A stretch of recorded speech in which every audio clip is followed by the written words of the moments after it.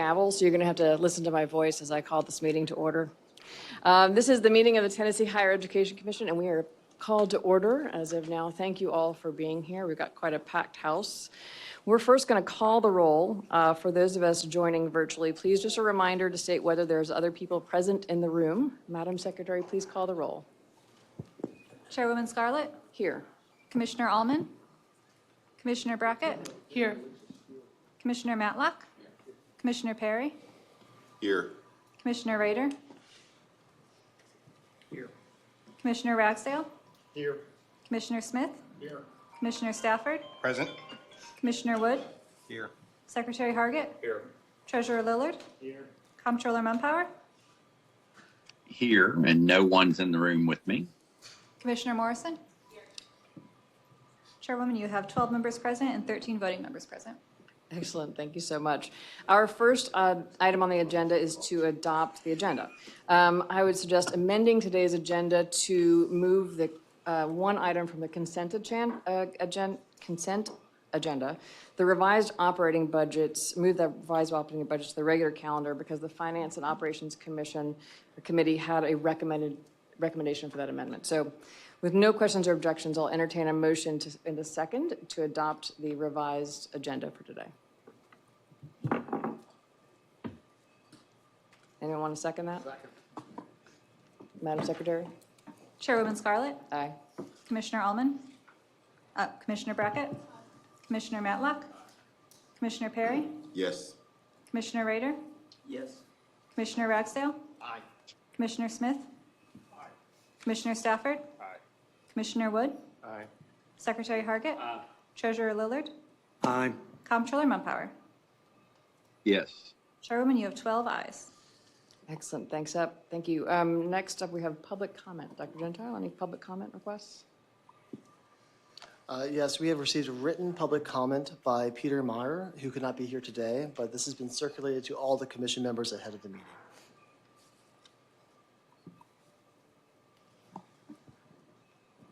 Okay, thank you. Next up, we have approval of the minutes. With no questions or objections, I will entertain a motion in a second to adopt the minutes from November 7th. So move. Second. Madam Secretary? Chairwoman Scarlett? Aye. Commissioner Brackett? Commissioner Matlock? Commissioner Perry? Yes. Commissioner Rader? Aye. Commissioner Ragsdale? Aye. Commissioner Smith? Commissioner Stafford? Aye. Commissioner Wood? Aye. Secretary Hargett? Aye. Treasurer Lillard? Aye. Comptroller Mumpower? Yes. Chairwoman, you have 12 ayes. Wonderful, thank you so much. Before we get into much else, I think it's really important for us to recognize the fact that today is Secretary Trey Hargett's birthday.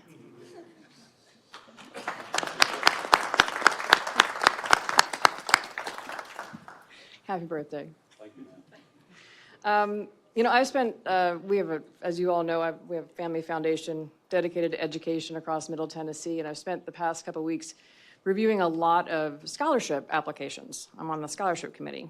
And I'd like for you all just to be with me for a second and think about, imagine a young student in a rural community, maybe the first one to think about going to college. Or maybe you're a dad and you want to upskill and provide more for your family. Their futures are the ones that are shaped by some of the decisions that happen today in this room. Today, we're going to hear about the master plan. And this is a critical blueprint for the future of Tennessee, higher education and beyond. It ensures students, regardless of background, can access education and training for those high-wage, high-demand, high-skill jobs. And it's also more than a document. It's not one of those documents that just sits on a shelf. As you've seen with the program request today, everything seems to note what is in the master plan. It's about building something that works for every Tennessean. It's about building opportunity. As commissioners, we've got a unique opportunity and also a responsibility to participate. This visioning is going to take more collaboration engagement than our typical time with THEC. I also think the stakes are a little bit too high, certainly too high to send a surrogate. I think it's really important for everyone's voices to be participating in this plan in this process. And we've all seen what happens when Tennessee leads, when we innovate. Things like Tennessee Promise and Tennessee Reconnect have been lifelines for so many people in Tennessee. Yet still less than 50% of Tennesseans have any sort of post-secondary credential. And 2 out of the 3 jobs of the future require some sort of post-secondary credential, whether that is a degree, a certificate, or some other sort of specialized credential. This reality reflects the rapidly changing demands of the workforce and also the economic opportunities across the state and the potential for the state.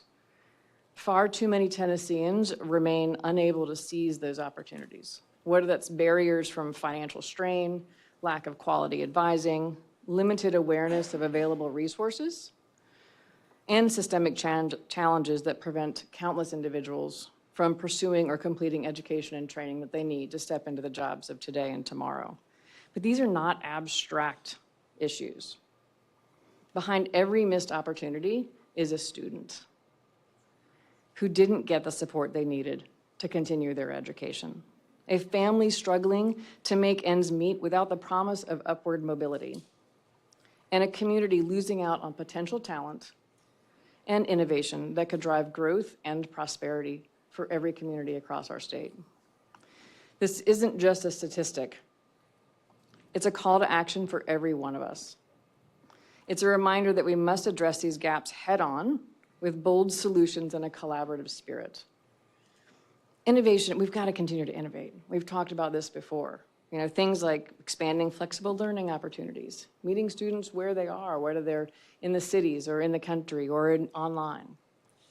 Whether they're strengthening industry partnerships. TCAS have done amazing work in this. But aligning education with the Tennessee's workforce and career pathways need is really important. Leveraging personalized student support, ensuring students not only start, but successfully complete whatever credential pathway they go down. Students need to feel like they belong. We all want to feel like we belong. This is our moment to shape bold and this transformative plan. Education should be a bridge and not a barrier to success and opportunity in the future. And I think together, as everyone participates actively, we'll be able to help build a future that every student's potential is realized and every community thrives and every dream is within reach. I think it's really important for everyone to participate in this planning process, and I know many of you have already participated in one way or another. We will first start today by hearing from and having an institution report, which is a request that we've surfaced recently. We'd like to recognize Dr. Sidney McPhee from Middle Tennessee State University.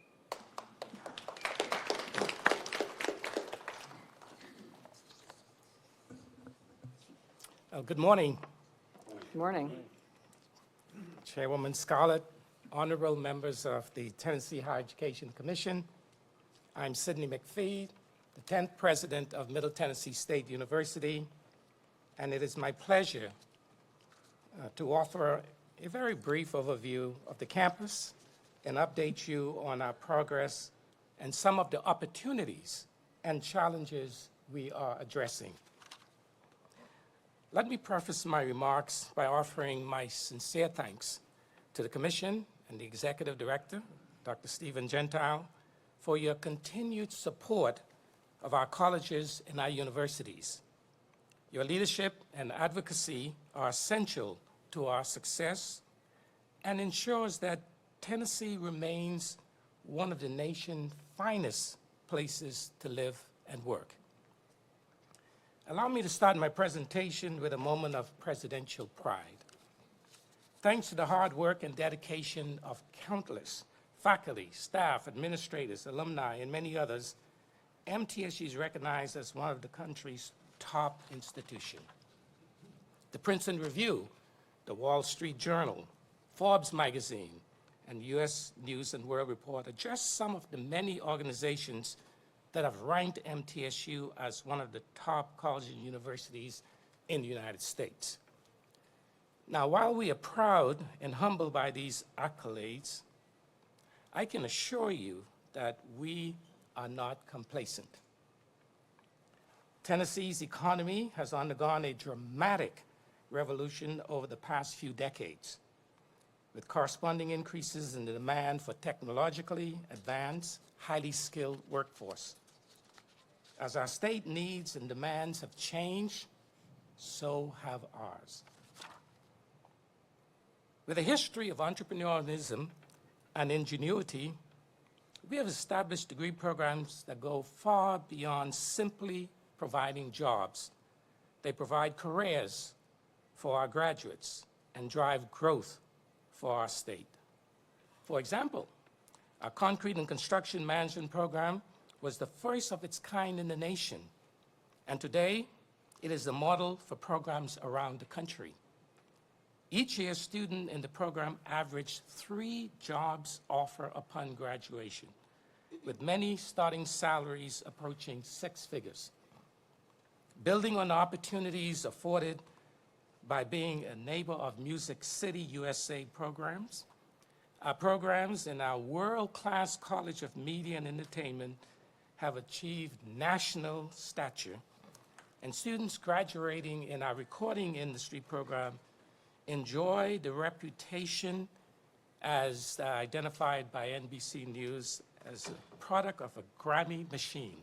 I kind of like that because they said, like Alabama or Tennessee or some of the big schools, a football factory, they said MTSU is a Grammy factory. And that's because of the success of our faculty and our peers. According to the Tennessee Department of Education preparation report card, MTSU produced 788 teachers in the most recent 3-year cohort, more than any other program in the state. This notable achievement reaffirms MTSU's position as Tennessee's leading producer of new teachers and highlights our significant contribution to addressing the state's critical need for highly qualified educators.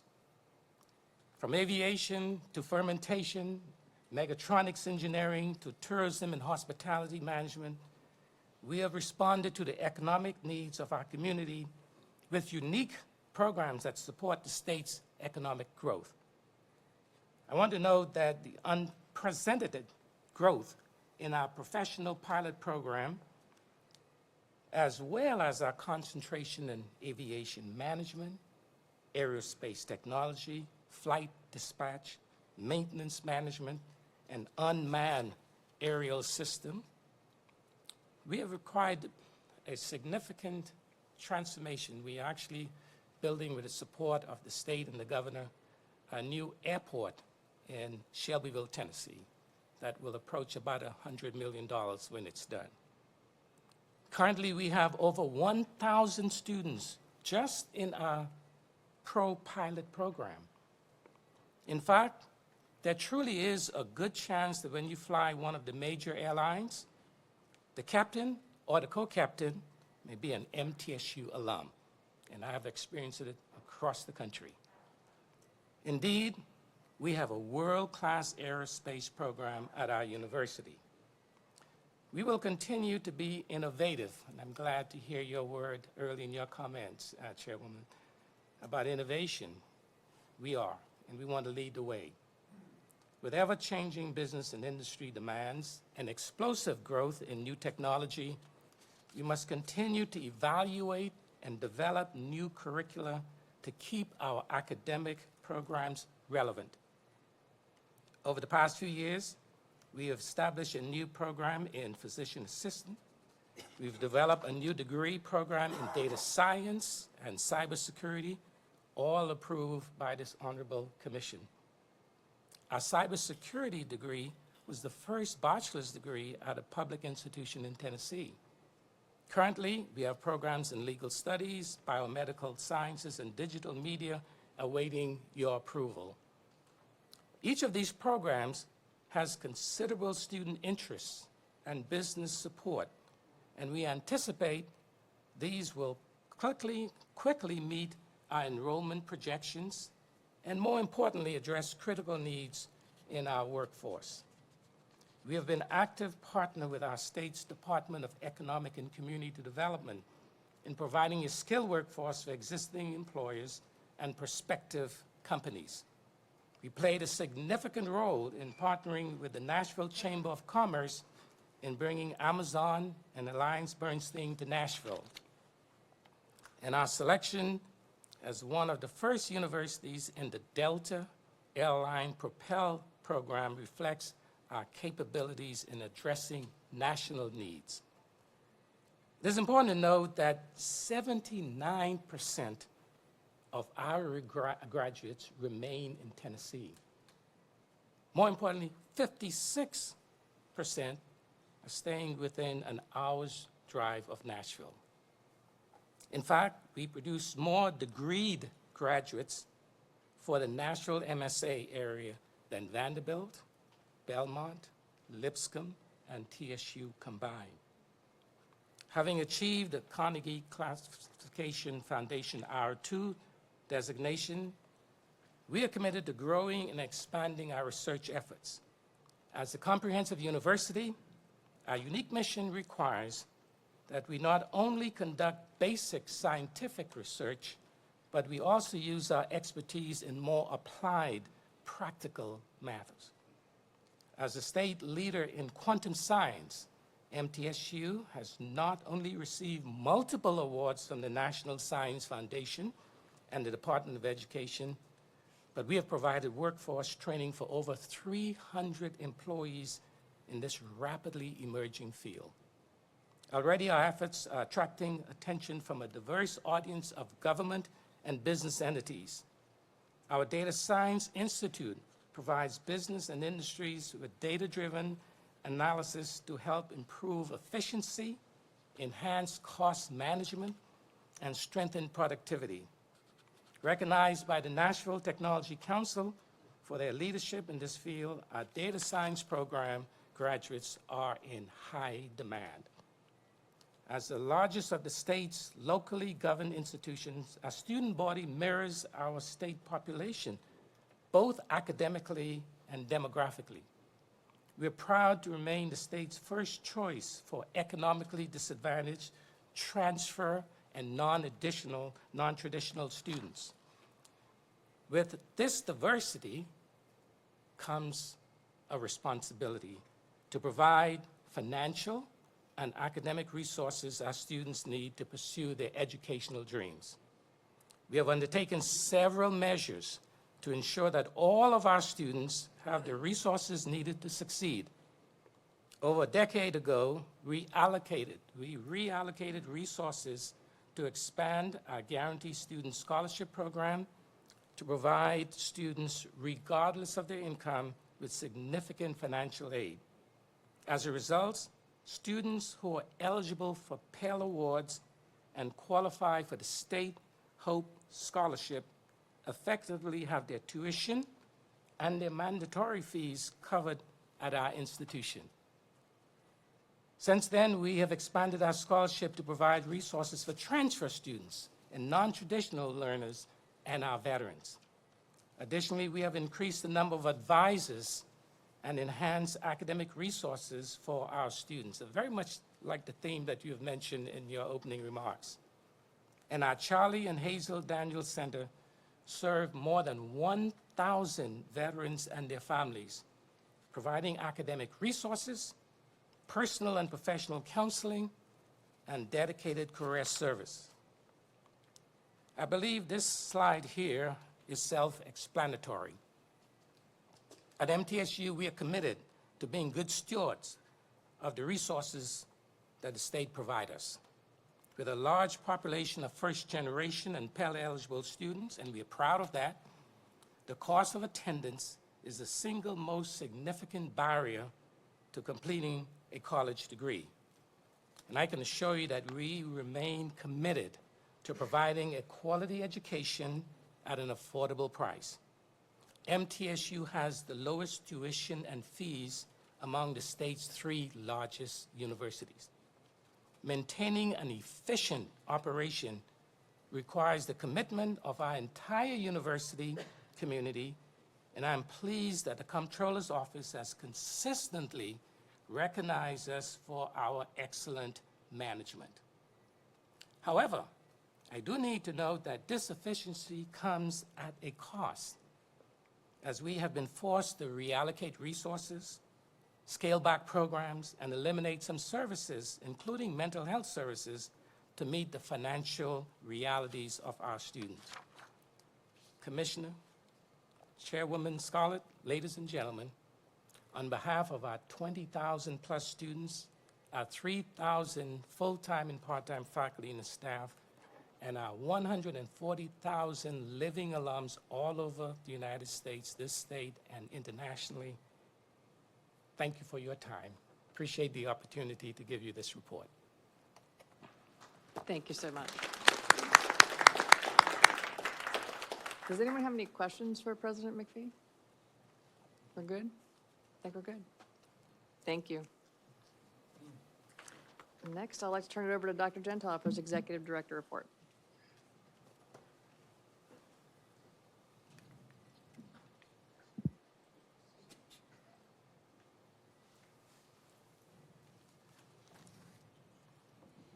All right.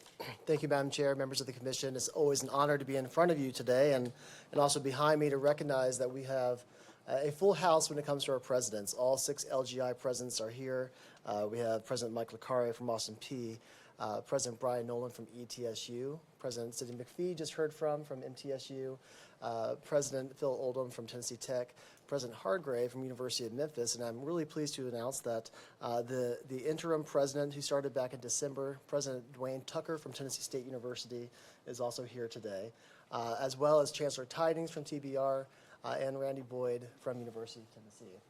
I understand at the end of the agenda, we'll offer an opportunity for them to come up here and give some words on what's happening at their campuses, and I look forward to that. As always, I want to tell you about some new members of our team. We have 3 that started here since November, and all 3 of them bring unique experience that's going to move our organization forward. First is Katie Staple. Please stand if you can, please. Behind me, she's our Director of Veteran Initiatives. This is the department, the division that helps support our institutions across Tennessee in better serving the military-affiliated families and veterans on those campuses. We got her at a really good time. She was an intern for us last semester, and she just retired in December after serving for 20 years in the United States Army as a Master Sergeant. So thank you for joining our team, Katie.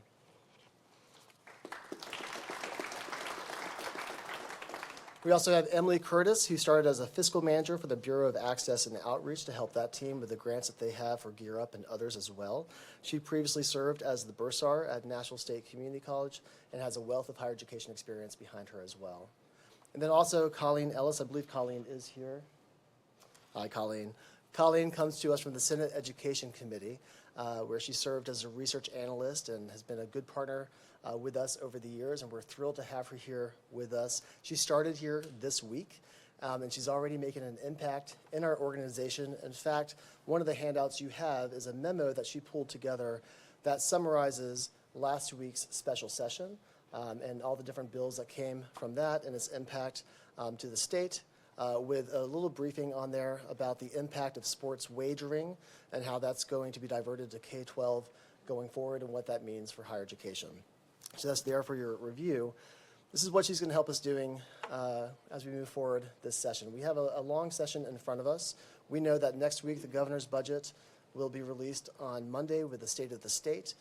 Following that, we look forward to learning more about what's in that budget. We already have scheduled in front of us for February 19th the House Finance budget hearing for all of higher education. I'll be up there with my colleagues behind me. And the Senate Education Committee for THEC will be at February 26th at 3 p.m. That is our budget hearing as well. As you are aware, and I've shared with you the bill summary, we do have a bill that addresses our responsibilities in an effort to make us more efficient and help our institutions be more nimble in responding to the workforce. This bill follows long conversations that this body has had about observed opportunities for us to be more streamlined in what we do, as well as conversations that I've had with presidents on the same matter. In that bill, it addresses our role with capital and how we vet our capital projects. It provides the commission more flexibility on tuition range setting, allowing for sector-specific and institution-specific as-needed tuition setting.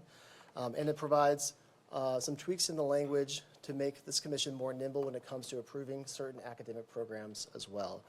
And finally, it allows this commission, when you are picking my successor, to have an executive session to vet candidates to ensure you get someone better than you have right now in front of you. I'm kidding. There was no laughing from that. It's okay. Everyone's like, yeah, seriously, we need that.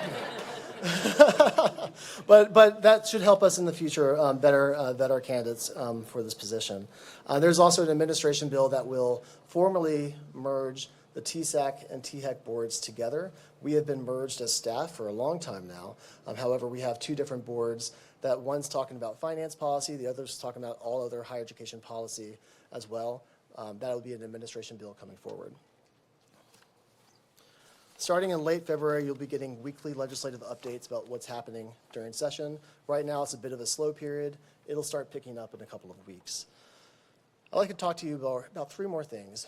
One is Tennessee State University, another is the federal landscape, and then end about our strategic higher education master plan, upon which you'll learn more here in a few minutes. TSU, it has been a real honor to work with a man of the integrity of President Dwayne Tucker, who's behind us. He started here in December.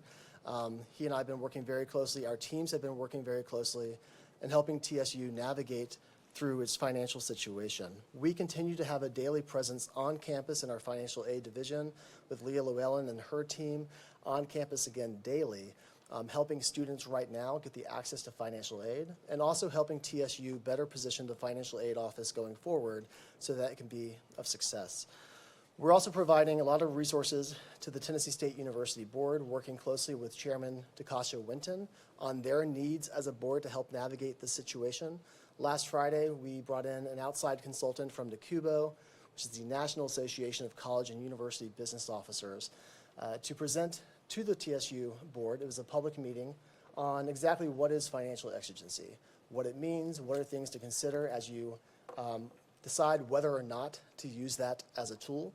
We've worked with TBR, Alicia Fox, the VP of Finance, their Vice Chancellor of Finance, to have other financial training for that board as well. So we're continuing to respond to the needs and identify the needs as well for TSU to help them navigate going forward. I believe the State Building Commission meeting, it was scheduled for February 13th. I think now it's February 19th. That's when TSU will bring forward their next financial model in front of that body. Federal changes. Last week, you all got a frantic email from me on Tuesday saying, we just got this news from the Office of Management and Budget, as did the whole nation, freezing the funds coming from the federal government. I and our higher education leaders in this room spent that day trying to navigate what that meant for higher education. Gradually throughout the day, we learned it was not going to touch financial aid.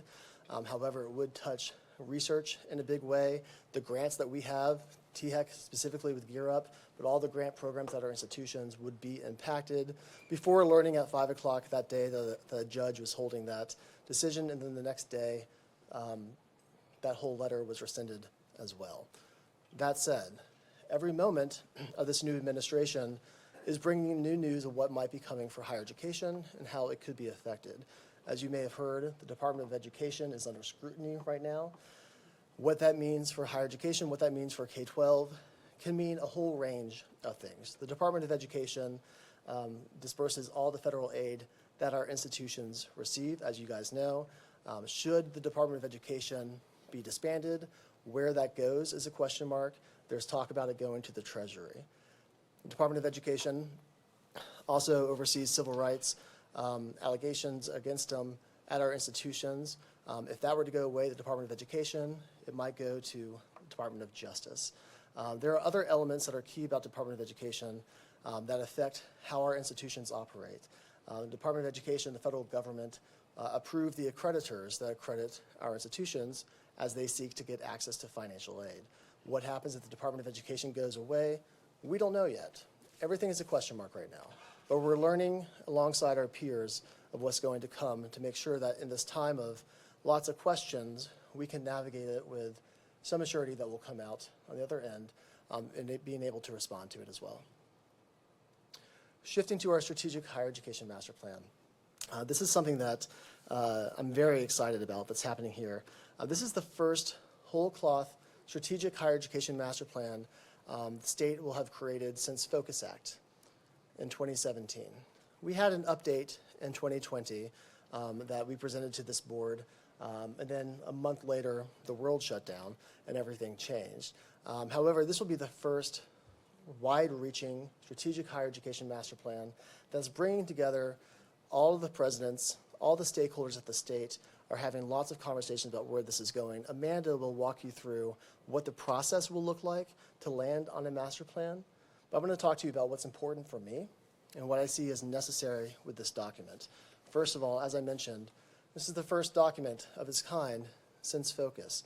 Focus Act was when the 6 LGIs that were under TBR went their own governance way. We went from having 2 to now having 8 entities in higher education that we work with and coordinate alongside. What is critically important with this master plan is that we craft it in a way that ensures that our institutions, that our system of higher education works as one to meet the higher education goals of the state. Healthy competition between our institutions will always be necessary and helpful to those institutions and to students. However, when it comes to meeting those big goals, working together, that's what I want our master plan to articulate. Second, student success is always a cornerstone of our master plan. However, there's been a lot of changes in the student success landscape of the last 10 years.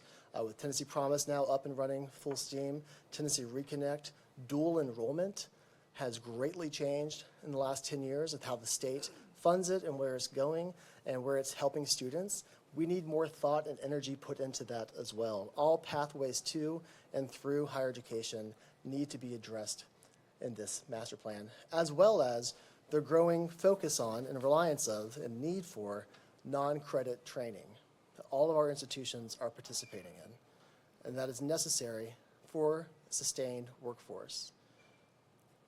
Our master plan in the past have been silent on this non-credit activity. We need to lean more into that space. Finally, and you all participated in a survey, and this is a general theme that came out from your surveys and everywhere around that we've looked into this with our stakeholders, is workforce readiness and being prepared as institutions, as higher education, to address the needs of the workforce today, 10 years from now, 20 and 30 years. How is that working at our institutions? How is that going to work in our research and development of our graduate programs at our universities and systems overall? Where exactly can higher education help elevate Tennessee going forward when it comes to the economy? It's not just about access and success and attainment. It's about the whole higher education enterprise and how beneficial it is to the economy of Tennessee. And so really, an underlying current of this master plan, and the focal point that I see as critically important as well, is value. How do we as a system of higher education elevate, extenuate, communicate the true value of higher education? As I've shared with you before, the perceptions of higher education, the perceived value of higher education is at a low, an all-time low, I believe. However, objectively true is that a higher education will transform lives. It is a true value and necessary that we ensure that all Tennesseans have access to post-secondary training of some sort. So crafting a master plan that, again, has all of our institutions working together to accomplish student success on multiple fronts, to ensure workforce readiness and a strong economy going forward, but then again, all in the conversation of the value of higher education. That's where I want this master plan to go. Now, to transition and pivot quickly back to some nuts and bolts, we have a lot of engagement that we're going to ask of you over this next 6 months with regards to the master plan. Also, we'll have need for 2 special called meetings this year, one later this month or early next month to address binding tuition ranges. We wanted to have it at this commission meeting, but the budget's coming out a little bit later. And 2, we have a commission meeting in August where we have some of our institutions asking for us to have a special called meeting in July to approve academic programs so that they can be up and running by August. We'll be reaching out to you next week about trying to identify times for those virtual meetings. And lastly, but not least, I'm excited to say that in October of this year, MTSU will be hosting, thank you, President McPhee, a convening for all trustees and commissioners, much like we did back in 2017 and 2019. It's been a while, but it'll serve as a cap to all of our conversations for strategic planning this year. Madam Chair, that is my report. Happy to answer any questions. Does anyone have any questions? Thank you, Dr. Gentile. Thank you. So our first action item is the consent agenda. There's only one item on the consent agenda with the revised agenda. So if there's no question or objection, I'll entertain a motion to approve and the consent agenda, and looking for a second as well.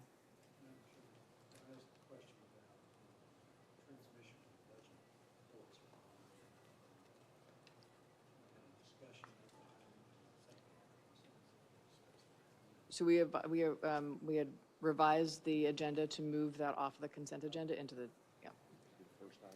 So we only have one thing on the consent agenda at this point, which is the post-secondary state authorization. Can I have a motion in a second? Madam Secretary? Chairwoman Scarlett, Aye. Commissioner Brackett, Commissioner Matlock, Commissioner Perry, Aye. Commissioner Rader, Aye. Commissioner Ragsdale, Commissioner Smith, Commissioner Stafford, Commissioner Wood, Secretary Hargett, Treasurer Lillard, Aye. Comptroller Mumpower. Yes. Chairwoman, you have 12 ayes. Excellent, motion carries. So the first item on our regular calendar is to talk about the transmission of the 24-25 revised operating budgets. And I will turn that over to Treasurer Lillard to provide an overview of the agenda item. All right. Thank you, Madam Chair. The Finance and Operations Committee met yesterday to consider the recommendation and the consideration of the operating budgets for higher education institutions in Tennessee. And the committee met and had a good discussion about that and all. One of the things that I want to be sure and bring to everyone's attention is that the committee did talk about an amendment to and adopted an amendment to the conveyance document that will be going with these items to the Commissioner of Finance and Administration and ultimately to the Governor. During our discussion yesterday in the committee, there was a good deal of consideration of the issues dealing with Tennessee State University. If you look at the staff report on this, you'll see some discussion about that and some numbers in regard to their situation. And I want to talk about the amendment just a minute. I want to say at the outset of this, as a predicate to this, that I, like just about I'm sure everybody else, believes that Tennessee State University is an important historic institution in our state, and that our desire is for Tennessee State to survive and thrive into the future. That said, I think it's important for the Commission to reaffirm as part of its consideration of these budgets that basically every higher education, public higher education institution in the state is expected to operate each year within their approved operating budgets. And to that end, there's an amendment that has been adopted. Do you want to read the amendment, Scott, or do you want me to read it for people that are here? Thank you, Treasurer. And this is the amendment language.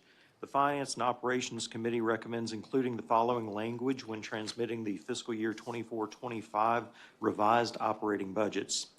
The Tennessee Higher Education Commission has reviewed the fiscal year 24-25 operating budgets. The Commission expects that all operating budget data submitted are accurate, that all public institutions of higher education operate within their approved budgets, and that all public institutions of higher education maintain revenues and reserves sufficient to cover annual expenses. Furthermore, the Commission underscores the importance of adhering to the budget provisions outlined in Tennessee Code Annotated Title IX, Chapter 4, and the Appropriations Bill. Okay. Thank you, Scott. That amendment is, of course, nothing more than a reaffirmation of the fact that has really been historic principle of operation of our higher education institutions for a number of years in Tennessee. And I pointed out during the discussion and debate yesterday in the committee that in, for instance, state government, if any commissioner of a department in state government or any agency director of a state agency or a constitutional officer like myself running the Treasury Department exceeded their approved budget, that would be an extremely serious matter within state government. In fact, I dare say that, for instance, in the case of me in the Treasury Department, I wouldn't last till the water got hot after that happened in my department. So from that standpoint, we need to all understand that the state's support for higher education in this state is based on the reaffirmation annually of that principle. And it's also a basic principle that allows us to deliver higher education services to Tennesseans and to achieve the goals that taxpayers of this state expect each and every day, and that each of us expects to each other as members of the higher education community in Tennessee. So I compliment everyone on their efforts, but I think this reaffirmation as an amendment is appropriate at this point, and I'll move its adoption. Do you have a question? Are there any other questions for our president? When you were reading the amendment, it was specific to this transmission. How will we maintain that moving forward? It'll be a,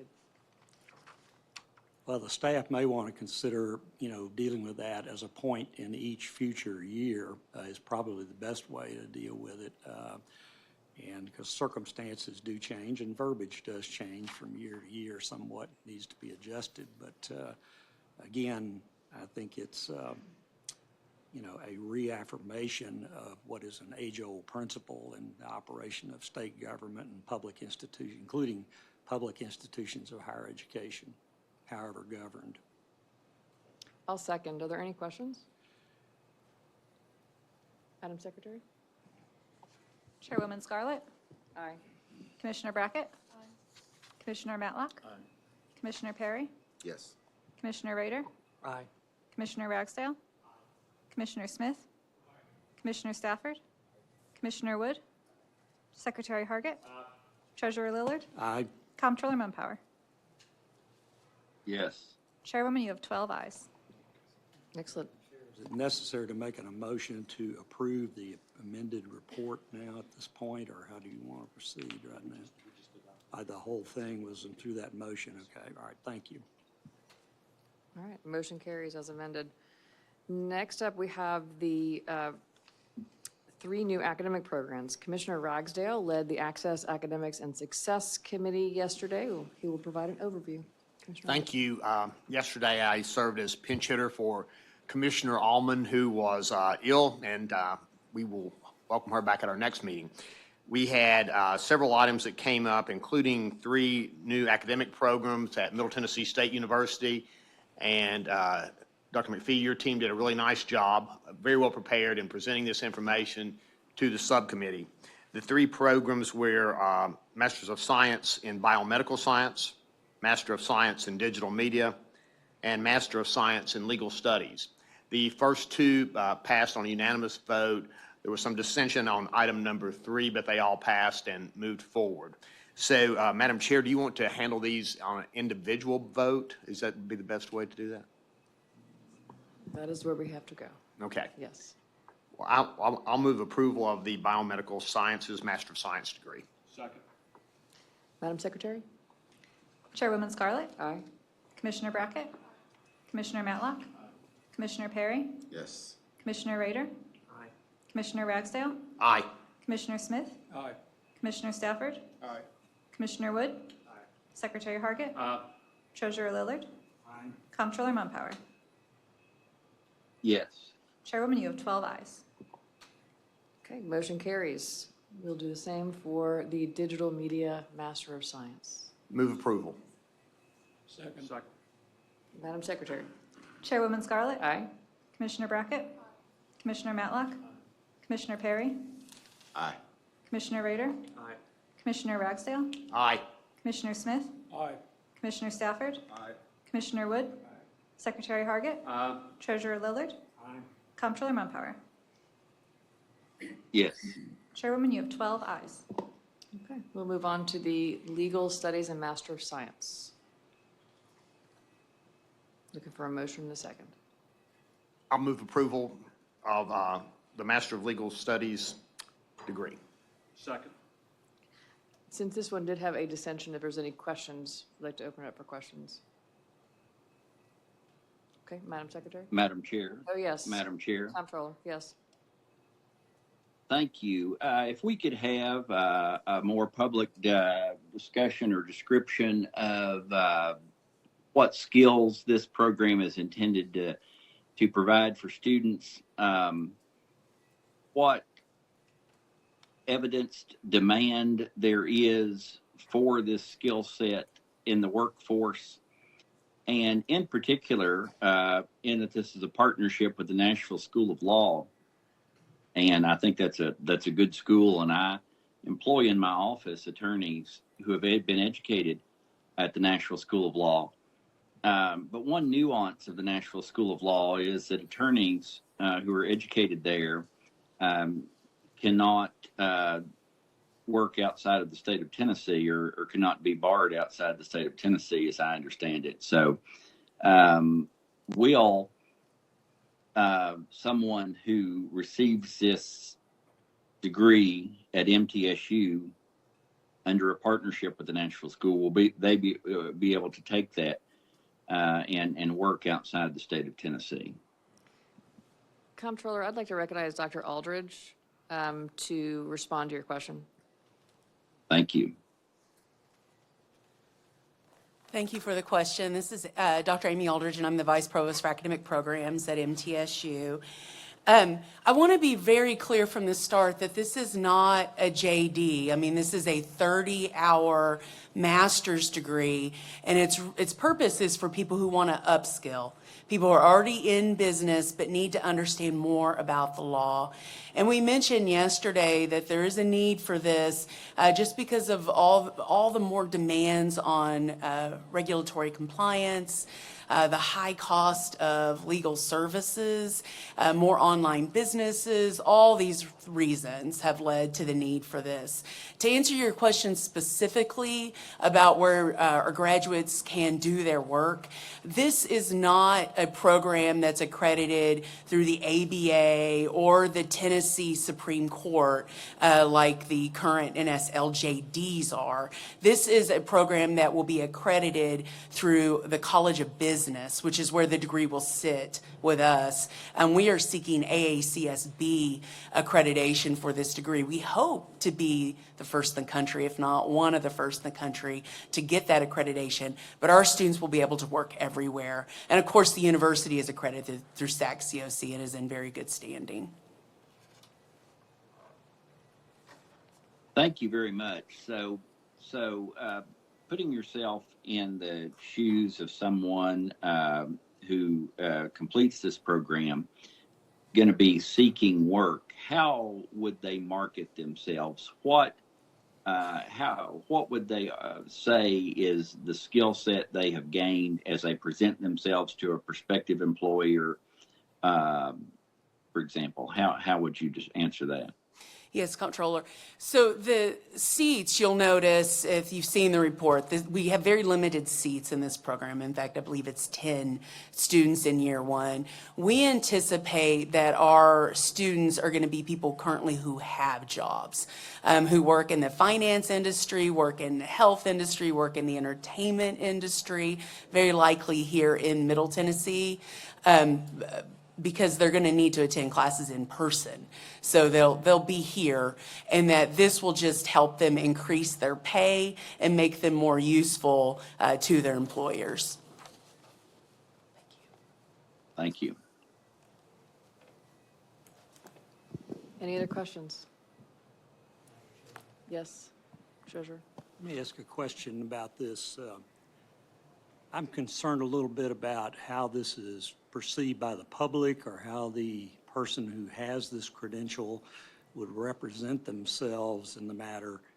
and the opportunity for confusion. And one reason I bring this up is, of course, I have a JD degree and I'm a licensed Tennessee attorney, but I also have a LLM in taxation, a master's degree in taxation from a national university and law school. And so I have a Master of Laws in taxation, and this is a Master of Science in legal studies.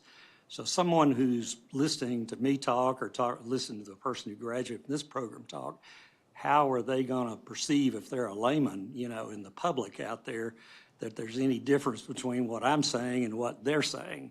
And so that's a concern. The other seeming thing to me is just how does this compare to a paralegal program, which we have at some of our community colleges, where you can gain a certificate or you can gain an associate's degree in paralegal studies. Certainly someone in the public knows if they're dealing with a paralegal, they have a general idea what we're dealing with there and everything and who they are and what the limit of their capabilities are. But those are 2 points that I'm really concerned about this issue. And thirdly, I'd like to know what the situation is with the Nashville School of Law, an institution that we all respect and appreciate. What is their role in this, and are they granting a credential of any type here, or are they simply teaching some of the courses, or what is their level of participation? So I will take your first and last question, Treasurer, and you may have to remind me of all of it. And then I'm going to ask Dr. Sandy Benson, who has a JD, to talk about the paralegal questions. I think she's better equipped to answer that question. She will be the person who directs the program should you approve it today, and she works in our College of Business. So representation, and I mentioned to the committee yesterday that I expected that question because these degrees are so new. There are very few of them in the country right now, but we do already have some in Tennessee. They are catching on, and we'd like to be a part of that. So it's going to be really important in our marketing and how we talk to our students about what their degree is and how they represent that degree. But this is a master's degree, in a College of Business. 2 of the concentrations sit there. One of them sit in our College of Media and Entertainment because it's an entertainment concentration. But this is about getting 30 hours of advanced knowledge on how to read legal documents, how to think about risk and talk about that inside and outside the organization, very likely working with in-house legal counsel and maybe some contracted legal counsel outside. They are not meant to be lawyers. These are people who do not want to be lawyers. In fact, once they get past that first 8 hours at the Nashville School of Law, which they transfer to us, they won't take any more hours at the Nashville School of Law. They will not be picking up hours they can use toward a JD. This is a very different program, and we're just going to have to work really hard as an institution to help the public better understand that. Your last question about the Nashville School of Law, and ask me that question again. I want to make sure I got all that. Just wanted to fully understand the participation of the Nashville School of Law. Is the Nashville School of Law granting any credential here, or are they simply teaching some of the courses by sharing faculty, or how is that working? Yeah, so we have very nice partnership with Dean and President Koch over at the Nashville School of Law. He's been fantastic and kind of guided us through this because he knows a lot about these MS legal studies degrees, or some people call them an MLS. So that's the actually abbreviation for the degree is MLS, not MS in some areas.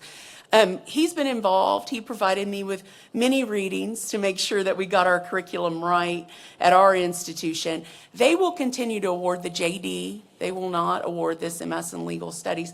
They will provide the first 8 hours. So the plan is now, as we've constructed the curriculum, is that our students, who will be their students at first, will spend their first 8 hours, what they call 6 hours, because they do hours a little bit differently because they do them ABA style, right? Our students will sit with their JD students for the first 8 hours, and then they're going to separate and come into our College of Business or our College of Media and Entertainment. So do you want to take the paralegal question, Sandy? Is it okay for me to invite Sandy to the podium? Thank you. Thank you, Treasurer Lillard. I appreciate your questions. I have practiced as an attorney, and I'm a JD, and I'm a business law professor in the College of Business. So I appreciate the question. What is the distinction? Is there going to be confusion? And I think the best way to help understand from my perspective is that these students we're training are not going to be JDs and getting clients upon graduation. They're not going to be out in practice.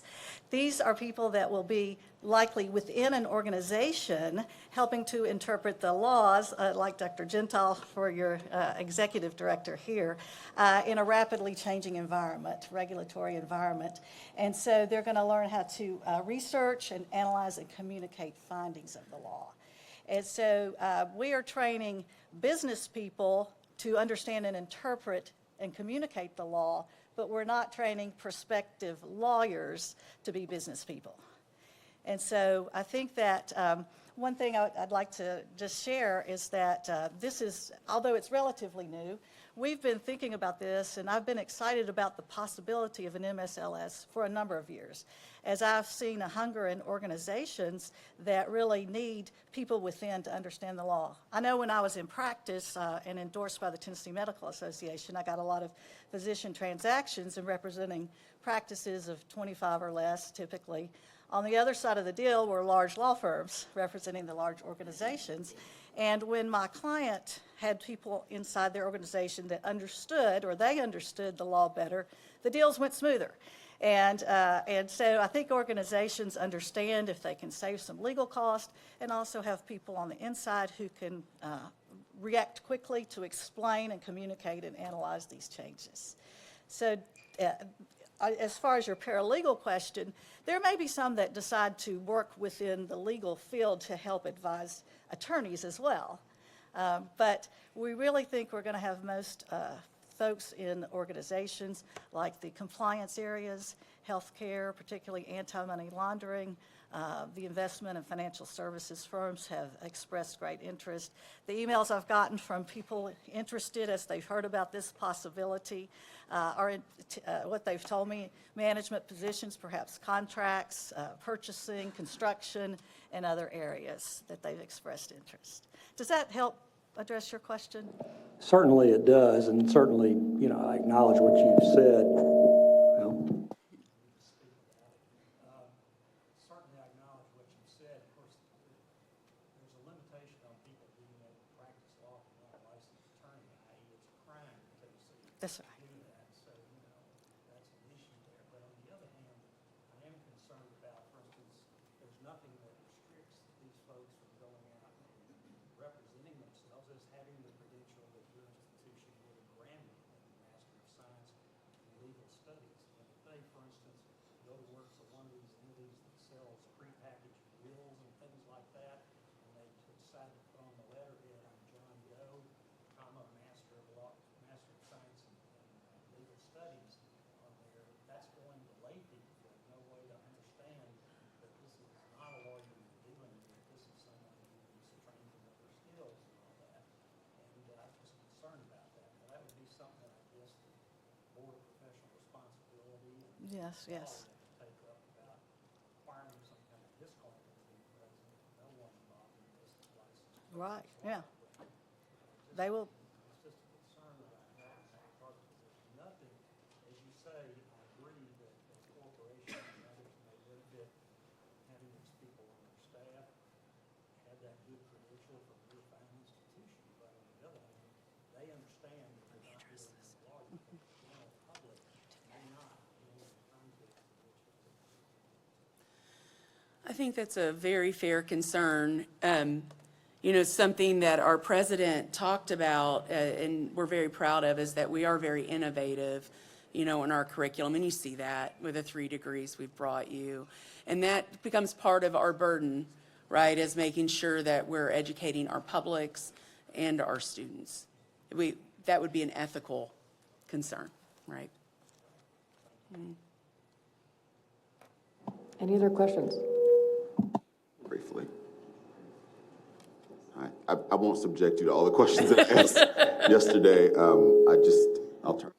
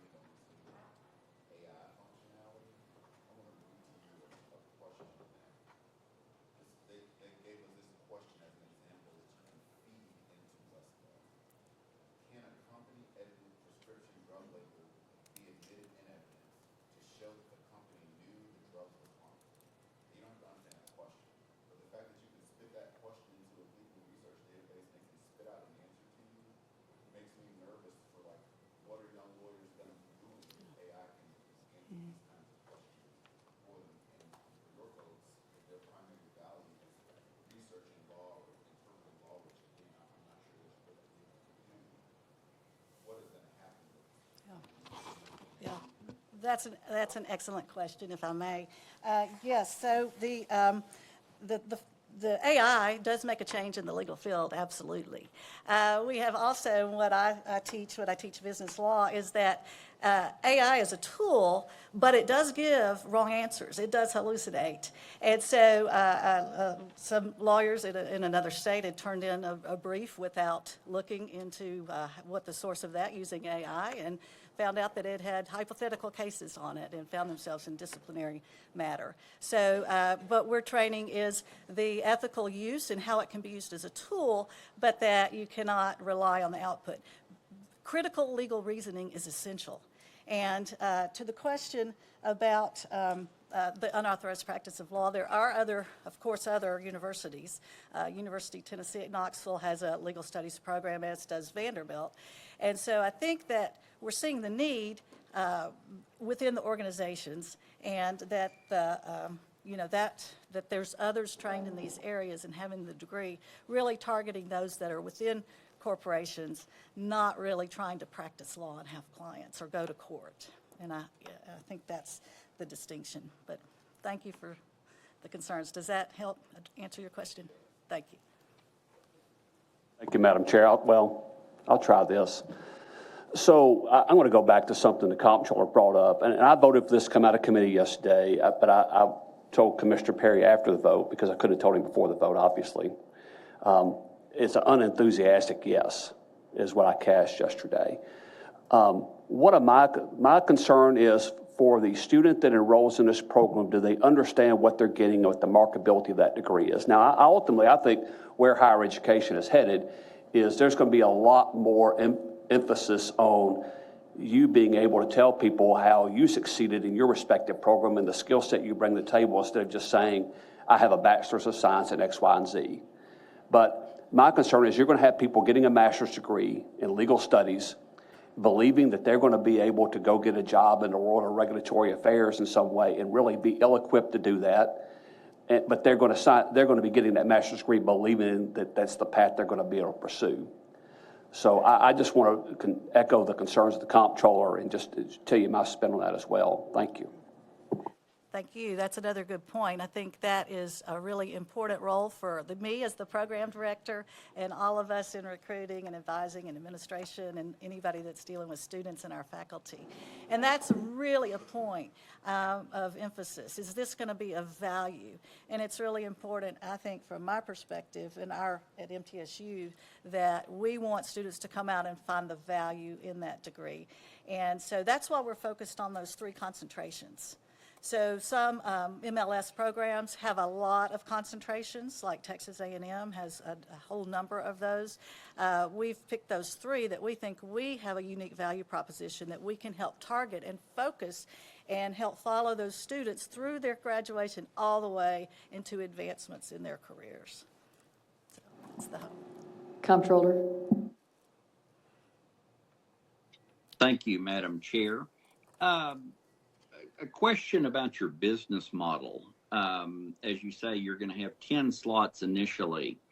Of the tuition received for this program, how much of it on a percentage basis is shared with the National School of Law, and how much of it is retained at MTSU? And what is your expected growth for the program if it is successful?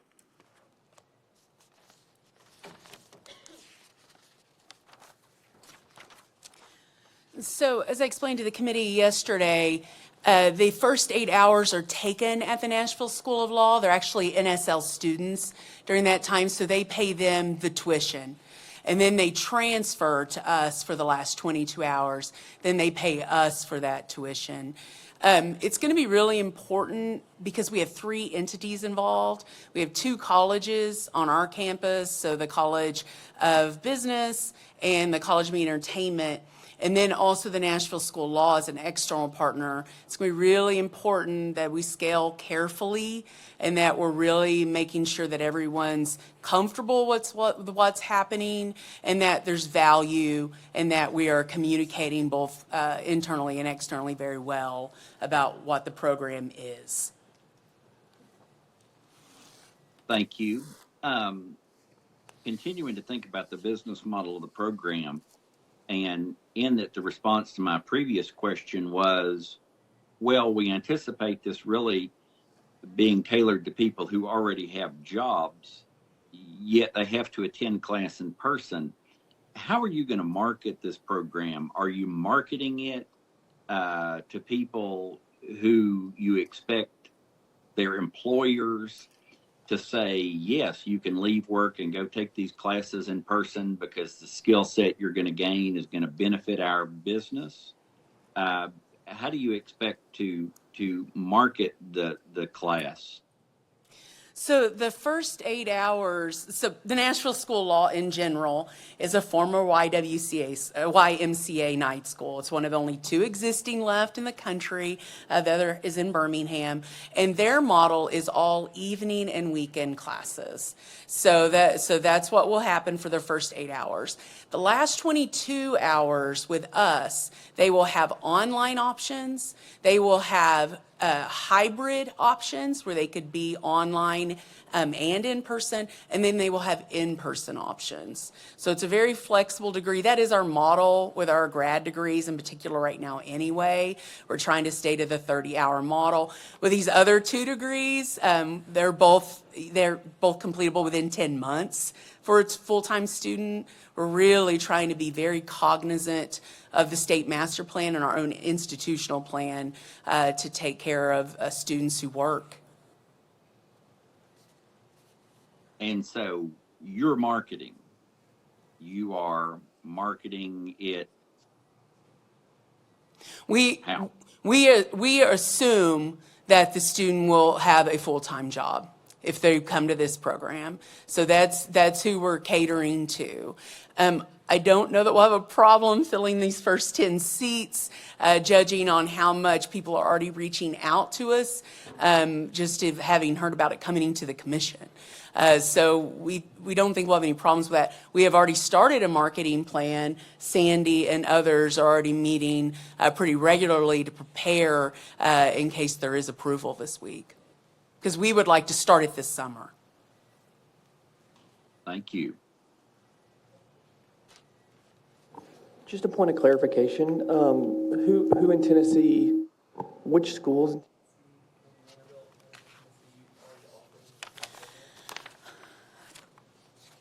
I think that's, hold on just a second, I have that.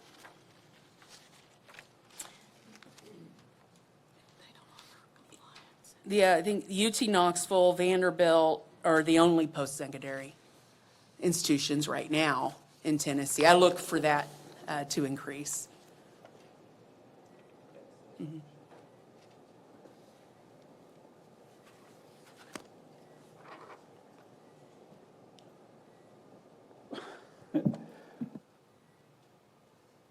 All right, just as a direct follow-up to the answer to Commissioner Rader's. So what do we know about the success of those programs? You're positioning this upon the unique characteristics of your own institution in entertainment and in the other areas. So why would the questions that are being proposed here not be applicable to these established programs? That obviously requires you to speculate. Yeah, and I'm not comfortable doing that. Well, but by the same token, they are in existence, and I'm assuming that they've been reasonably successful, and that you're moving into a niche area in the intersection of those existing programs. Yeah, so I'm sure many of you are very familiar with the curriculum proposal process. This goes on for a good 18 months at the very least. That was the fastest one we put through, was digital media. And so through that process, we look at all of these items, including enrollments. I don't have them in front of me. They had to have been healthy, or we couldn't have even gotten this far with the THEC staff. But I don't have those in front of me, but I'd be happy to follow up with those numbers. Well, it's certainly true, given our processes, that you're going to have to come back to us in a period of time with the evidence of the success of this program. And if it's not successful, then we have no authority to that end, but you would have, I think, a responsibility to say, okay, we attempted this and it didn't work. And a few years ago, this commission encouraged that kind of entrepreneurship from our institutions to move into new and exploratory areas and to meet in the market area. And it strikes me that's exactly what you're doing, and you're willing to take the risk, and we're going to have a second bite at the apple somewhere down the line. Yeah, as you know, we'll do an annual report showing if we're meeting our numbers, and we anticipate that we will.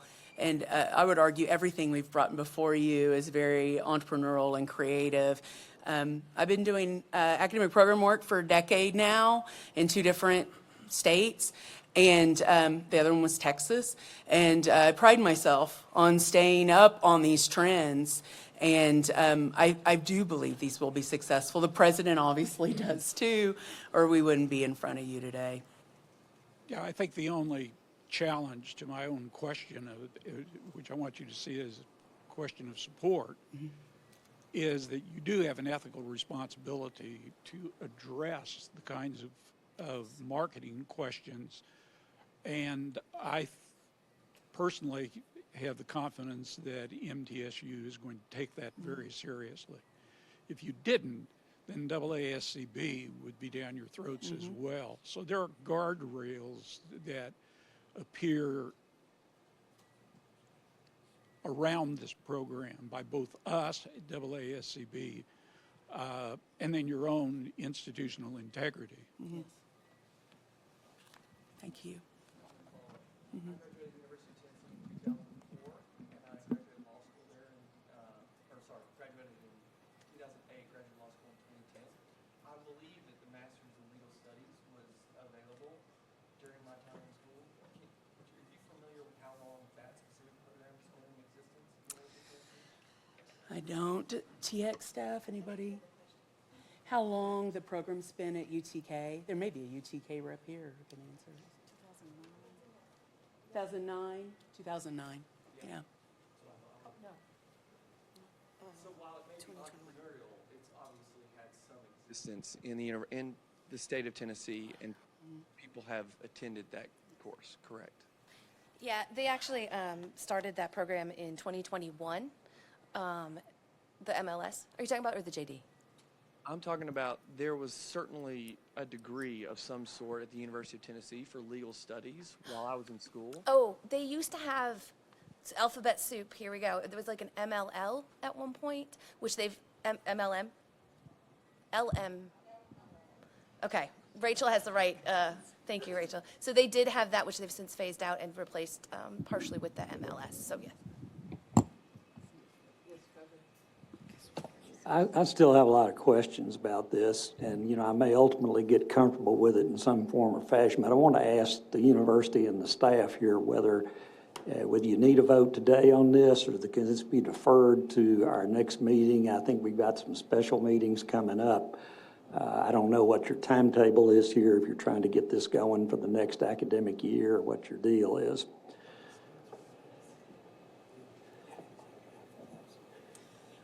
We would like to start this program in May, because it is a cohort-style program where we would like to start in the summer. Okay, so you want to vote today is what you want, right? I'm asking you what you want. Yes, my Okay. boss's boss All tells right. me yes. Okay. Let the big dog eat.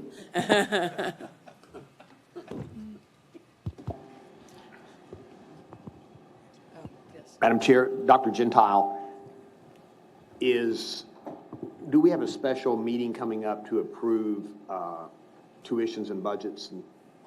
Yeah. I forgot. Thank you. Sorry about the sound issue. As you can see, we're trying to work on that and also connecting you guys to the sound too. We'll be reaching out to you guys next week about a binding tuition range special call meeting, either late February or early March, depending on how session is going. And that could, of course, incorporate something like this as well. Could we address that issue at this time, which would still help them with their time frame if approved? Because when I hear Treasurer Lillard and Commissioner Perry and Secretary Hargett and Comptroller Mumpower and others expressing concerns, not being involved in the legal field unless I was drug into it, it gives me some pause, and I'm not so sure that pause can't be alleviated. But I think to Treasurer Lillard's point, it would be nice if we could have some time to reflect and ask a few more questions. So I didn't know if our special meeting could add this as an agenda item or not. And that would give MTSU, and they've worked very hard on this, and we're exceedingly grateful, but it would give them some time to answer questions as well. I've sidebarred with President McPhee, and we're good with deferring the vote. Okay. Yeah. Well, then we will incorporate it into that special called meeting, which should, again, be weeks away. Madam Chair, with that being said, I would like to withdraw my motion for approval and make a motion that we defer this item until our specially called meeting, which we deal with the budgets and tuitions. Can I make a request, though, if we're going to do that? Sure. I'll just talk loud. How about that? You mentioned you've had a lot of people who have expressed interest in this program or are quote-unquote excited about it. I would love either for one of them to come to that meeting and explain why. Okay. If you can get one of them to do that, or maybe a letter from them explaining what they hope to gain and what that's going to mean their career-wise, what skills they're looking for. I think that would be helpful. That would for not me be a as- problem at all. We would Thank love you. to do that. Thank Yes.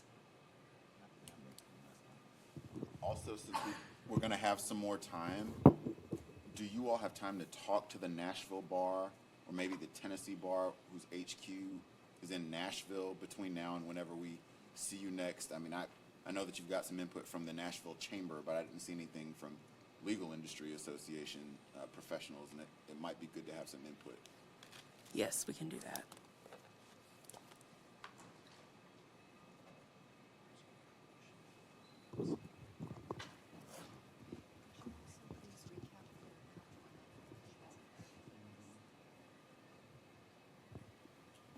Okay, Comptroller Mumpower. So let's just kind of recap where we are right now. So we are going to defer the motion on the table.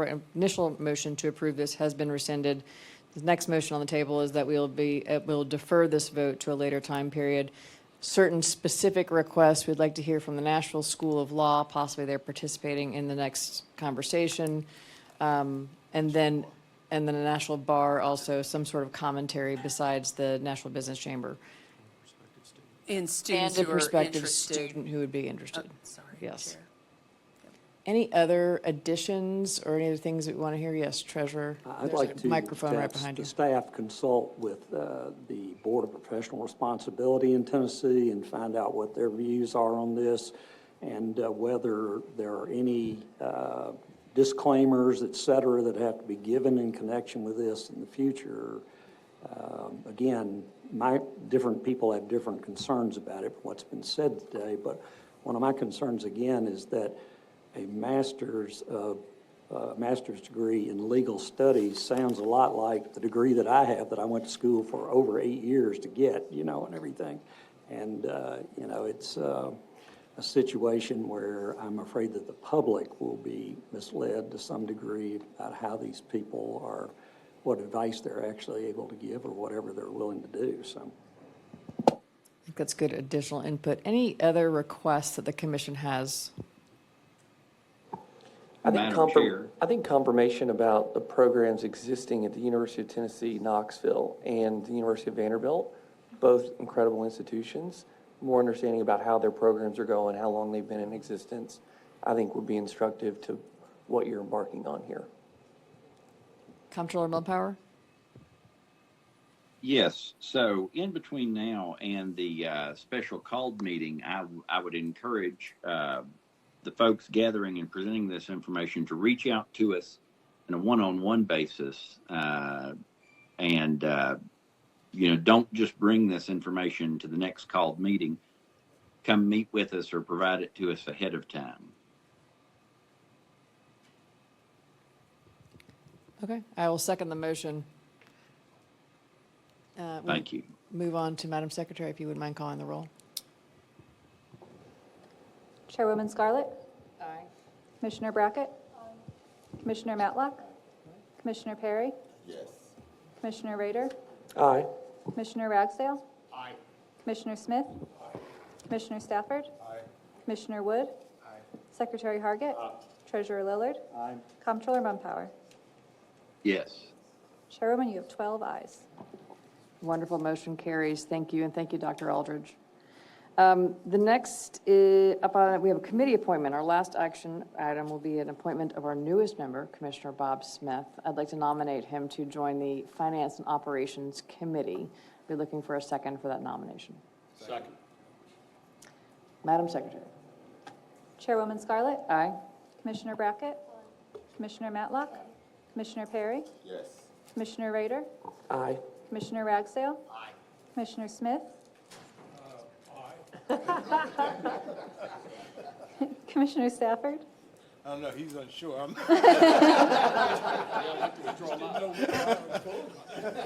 Aye. Commissioner Wood? Secretary Hargett? Treasurer Lillard? Comptroller Mumpower? Yes. Chairwoman, you have 12 ayes. Motion carries. Thank you very much. The next item on our agenda item is an update on the 2025 master plan. Amanda Clefane, you are recognized. She's the Chief Strategy Officer for THEC. Good morning, Chair Scarlett and members of the commission. Can you all hear me here? Okay, great. I'm excited to share an update on the 2025 master plan. You heard both in Dr. Stephen Gentile's remarks as well as the chair's remarks about this already. And so I'm really grateful for both those comments as well as enthusiasm and support for this project. So I want to kind of give you guys a background on where we're going to run through with this morning's information update. First, kind of highlight the statutory authorities that this body has around our master planning process. Then go into the weeds of how we want to do this over the next 8 months. Who we want to involve, what is the order of operations, and how are we going to ensure that this is an engaging process. Then I want to talk about what you might expect through the next 8 months in terms of communication and engagement.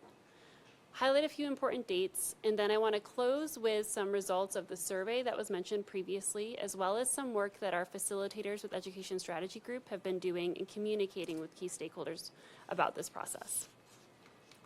So first, I want to situate this responsibility, which is in 497202, Tennessee Code Annotated, which is called our duties statute. This is where we outline the authority and responsibility of this body to develop the statewide master plan. What I'd like to highlight here that's in bold is that the statute is pretty specific in terms of some of the details that need to be considered as part of this. You've heard already about educational attainment being really important, the strategic future development of our colleges, regional cooperation, alignment. And I won't read all of the details in that sub-bullets, but are things that we really need to be thinking about as part of this process. And one thing I'd like to highlight too is that last bullet point on the slide, which is the opportunity for us to promote policy recommendations as a part of this process. In addition to that sort of what is the master plan and what does it need to involve, statute also speaks to who ought to be engaged, and in particular, a review committee to aid in the development of the master plan as well as the funding formula. I've outlined here the titles of the positions that are a part of this, what I'm calling statutory committee. They too will be a party that is involved in the helping outset this process, but also really involved in the day-to-day of the master planning development. In addition to those stakeholders, however, is of course, you all, our commission. We have state agency leaders as well who are going to be critical to this. You heard a lot about workforce development already. Obviously, engaging folks like our Tennessee Department of Labor will be really important, as well as other state agency partners. The State Board of Education is also embarking on their master planning process in this point in time. And so thinking through how we connect with this wide range of stakeholders, including our education organizations. I know we have Tennessee Achieves in the audience this afternoon or this morning. As well as THEC staff and institution staff, really the folks who are on the ground doing this work. So with all these things now, I've sort of outlined the what and the who, and now I'd like to talk a little bit about our goals. So I really see there being two overarching goals in what I think would be measures of success for us with this project. The first, ensuring that this master plan is developed collaboratively with input from key stakeholders. So this can't be something that THEC alone develops, but is something that we need to do in partnership with a lot of the folks who are in the audience this morning, as well as you who are on the table. The second major goal is to develop not only a focused, but a living document, one that will set the vision and establish priorities and goals for us looking forward. This should be a guiding document and not one that sits on a shelf, as Chair Scarlett mentioned earlier. We should be really living and breathing this as part of our commission meetings and in other conversations about the higher education master plan. And so those two goals really kind of help to guide what we want to be doing over the next 8 months.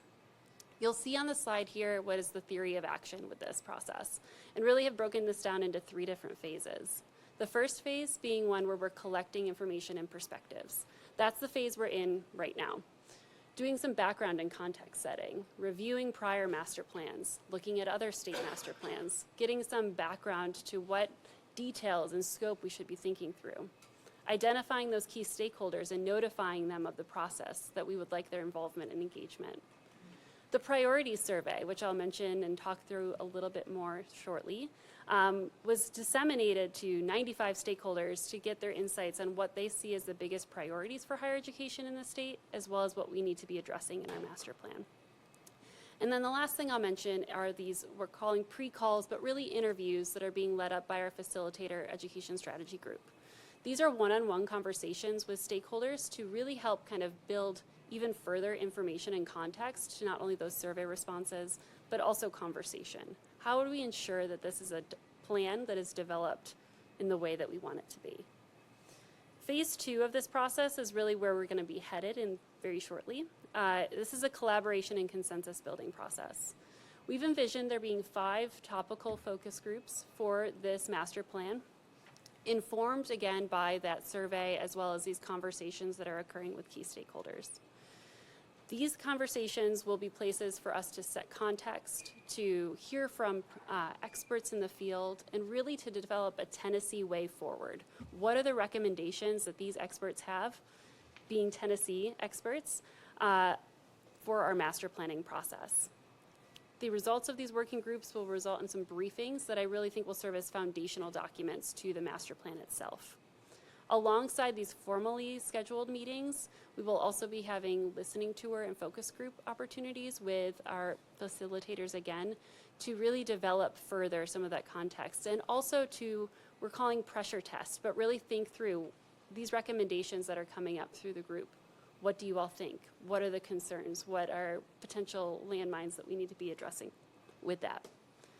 Being phase 2. And then in the summer is really where I think we'll get into the creation and iteration. We'll begin drafting this document. And while we've had a lot of input to this point, we're also going to be really critical about ensuring that we have people reviewing those drafts, people thinking through some of the pillars that we're identifying. We're contemplating as well, and I'm curious to hear insights and thoughts, the concept of a town hall, ways for us to get out into the communities and really invite stakeholders to comment on those pillars. Where are they seeing things that they weren't expecting? What is missing from those conversations? As was mentioned in the code overview, this is really intended to be a largely involved and collaborative process. And for us to actually allow for this plan to live on, we need to have people bought into it. So that's really, really important, and I hope you all see that emphasized throughout this plan. But what we are doing really as part of this process, and again, one of those goals is to be communicators. There will be a lot of work. I will be thinking about this every day between now and October. I don't expect you all to be, but that's great as well if you are. Join me. But we will be communicating with you all on a regular basis in order to keep you updated on this development. The first thing that you can expect from me and the project team at THEC are monthly updates. These will be opportunities for us to share what sorts of conversations have happened, what are the themes we're driving around, what things are in the books, what pillars or other resources might we be pulling together. Of course, we'll also have quarterly updates at our commission meeting, our May meeting being the next big opportunity for that. And then in August, of course, where I'm hoping, really intending to do more of a working session. There are going to be a lot of materials to react to. I want to get really in the weeds and in depth in what we're talking through with the master plan. And then I'm hoping to, as Stephen mentioned before, we would really like to have this finally approved by this body in advance of that October 2025 trustee event. We see that as an opportunity before a formal public launch of this master plan. And in the meantime, there are also going to be off-cycle feedback opportunities, and I've mentioned these a few times now. Both our facilitators reaching out to folks, but also change request process, which is something that I'll be launching to really help ensure that we are collecting important information about what issues or concerns there are with the process and how we are addressing those. So while I've devoted the bulk of this presentation so far to our master plan, I'd like to briefly mention the outcomes-based funding formula. As you heard before, and as is also outlined in our statute, we review the outcomes-based funding formula on a regular cadence. We are embarking now on that 5-year review cycle. To ensure that our master plan is the one that's really setting the goals and setting those generally without maybe necessarily concerns for what moves money in the funding formula, this is really intended to follow directly on from our master planning process. So talking through the big policy goals and priorities, then thinking about how we can operationalize that in the outcomes-based funding formula. You'll see a similar theory of action outlined on this slide with some dates or timelines emphasized on the top. Important to note, however, is that our team is often out at the colleges providing outcomes-based funding formula overviews. In fact, the fiscal policy team will be heading to Columbia State this afternoon for one of those. While this is not intending to formally launch until the launch of the master plan, there's really a lot of important work that's already happening in collecting feedback and insights from our campuses and from key stakeholders about the outcomes-based funding formula. And so they too will be really kind of helping to situate the feedback of those stakeholders most closely involved, our campuses, in this process. And then in the fall, in earnest, bringing together, again, that statutory committee that was mentioned before, as well as other key stakeholders, to be launching the new outcomes-based funding formula in 26 for that fall 26 cycle. For this part of the presentation, I want to close here with some important dates to share with you all, and some of these things that I've already mentioned. February 20th, we will be convening the statutory committee. That is a public meeting that will be an opportunity for us to update, although I know several folks are actually here, on the master plan process and to gather those insights. We will be bringing together those topical work groups in the spring. And then we will have those several other commission meetings and also statutory committee meetings throughout the rest of this 8 months. But I want to pause here before I pivot to the survey to really see what questions, comments, concerns, thoughts you all have on the process as I've laid it out. Does anyone have any questions? Yes, Commissioner. Thanks, Amanda. I'm excited that our agency at the State Board, K-12, is going through this process at the same time, because I think it really gives us a chance to think about alignment, areas of shared work and focus. And so we'll be learning from each other too in terms of the process and how we're trying to be collaborative and really bring people along in terms of what are the focus areas. A couple quick questions. Are you thinking this is like a 3-year plan, a 5-year plan? What's the scope and how will we revisit as a commission, like in those interim periods? Well, this is something we've typically deferred to the commission in some detail on, but I would say a 5-year plan that could also extend into 10-year with an update if that would be appropriate. And just the other thing that I know we're thinking about is that, we will have a gubernatorial transition not long after these plans are affected. And so thinking about bringing candidates together, just really being as inclusive as possible in terms of who are the leaders across our state who are involved in these conversations leading up to the finalized plan. I really appreciate that feedback. Thank you. I think that's a really good add to think about the socialization of this at a broad scale. From a timing perspective, if I noted on the previous slide, the master plan will be completed October of this year, and then the activation or the operation of the outcomes-based funding formula will be fall of 26. The formal outcomes-based funding formula, the new formula, would take place, yes, in fall 2026. Okay. Any other questions? Yes? We'll see how this works. Just curious about the opportunity, I think, as part of the master planning process to look at the KPIs. We had a great presentation yesterday around that and would be curious about how those are viewed inside this process. It's a great question and one that we've been thinking about as well. I think you will have heard from Dr. Jacob Kamer, I think in the spring of this year, but he brings together on an annual basis, and actually last year was the first time in a while, the institutional research and registrar-like staff across our campuses.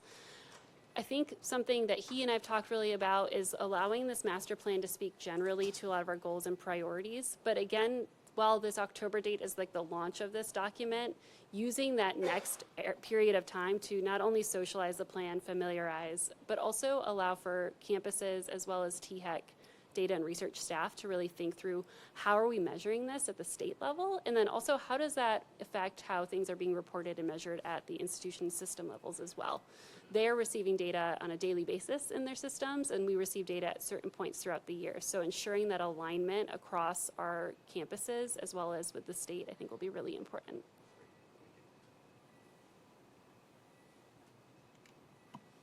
Any other questions? Do you involve the private institutions at all in this process? Yes.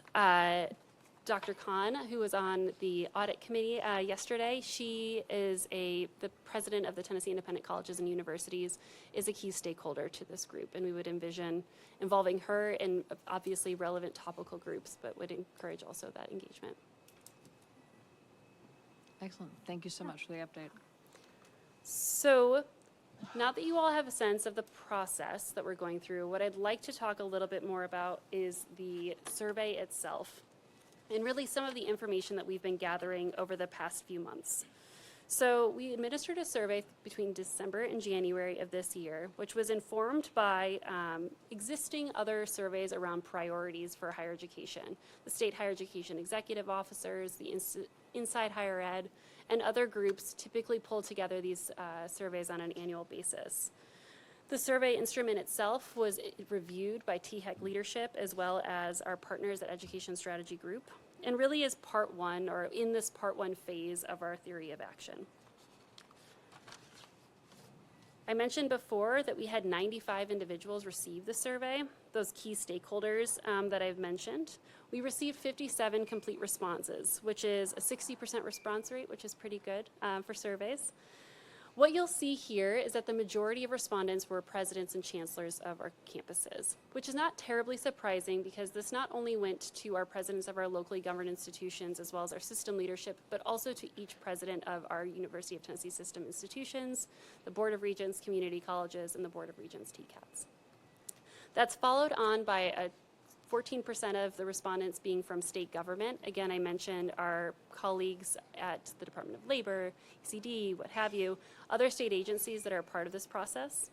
You all, our commission, and then a smattering of folks from the General Assembly, the education organizations, and as well as a group of individuals who are not identified and therefore identified as missing in this part of the survey. We asked just a few questions of our survey respondents, and I want to kind of walk through those now.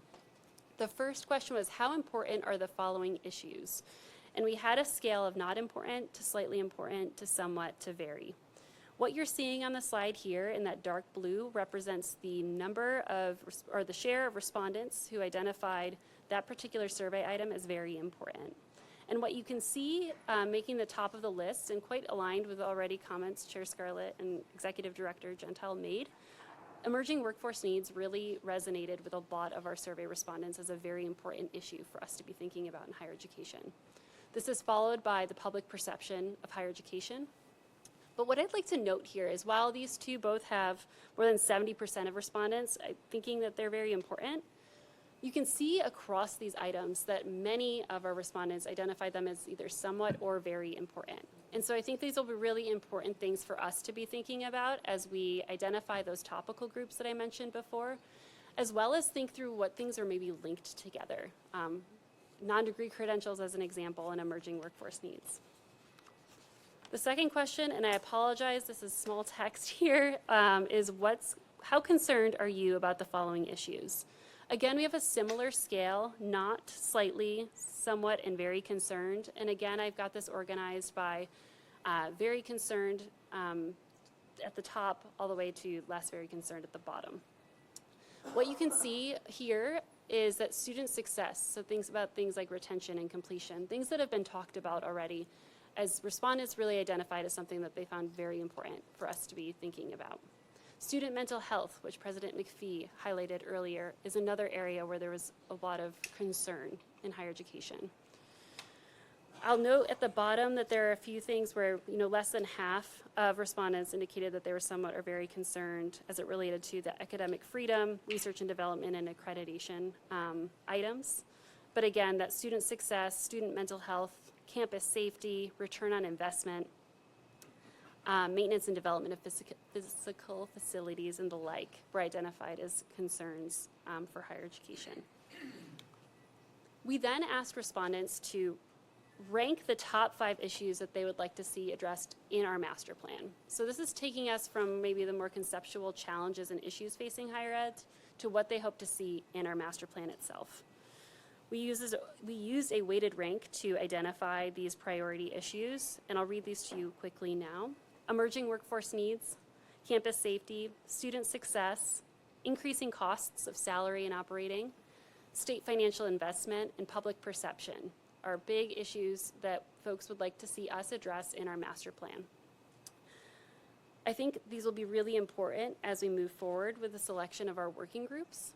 And I want to just highlight too, while these were the ranked issues specific to this is not surprising given what we saw in those previous 2 survey questions.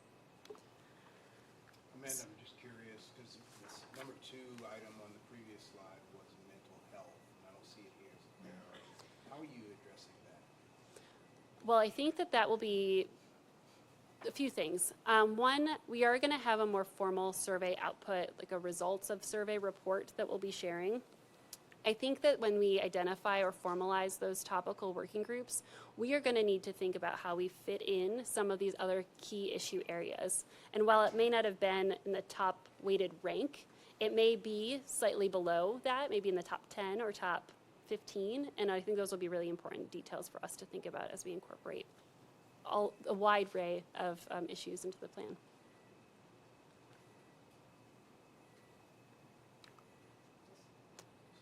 Yeah. What is the flexibility for the priority issues? Let's say a new piece of legislation or policy comes out. How does that change as you go along this process?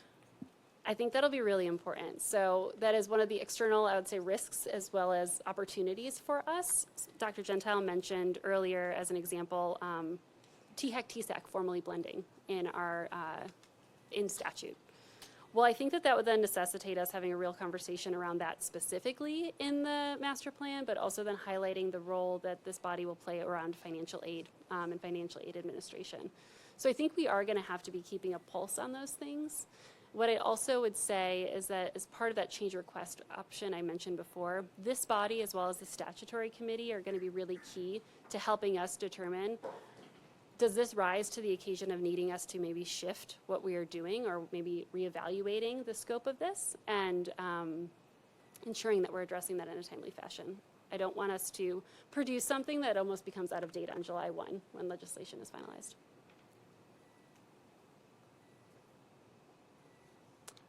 So I'm going to talk really briefly now about some of the other information that we've been gathering. I've mentioned now the Education Strategy Group has had a follow-up with a few stakeholders.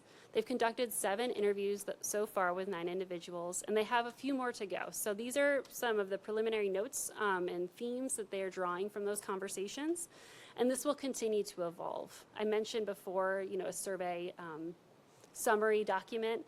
That will be an artifact for this process. This, too, a summary of what the themes are from this outreach, will also be an artifact. What I'd like to highlight, though, are in bold here some of the things that they're hearing from interviewees. Desire for a new vision for higher education. The Drive to 55 has been a very powerful message and tool, not only for higher education, but for our workforce, our other education partners. How can we be thinking about something like that? Aligning higher education in the workforce, which is something I think we saw throughout various other responses. Expanding access and improving affordability. Strengthening THEC's role as a coordinating body and convener. And thinking through how we address things like institutional competition and collaboration, which is really important as we're setting a statewide vision for higher education. We need to make a master plan that is future forward and thinking ahead, not just what is right now.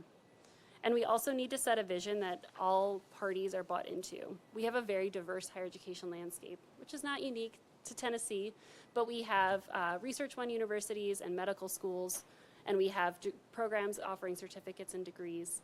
And we have this proliferating area of non-degree credentials. We really need to be sure that we're addressing a higher ed landscape that captures all of those things.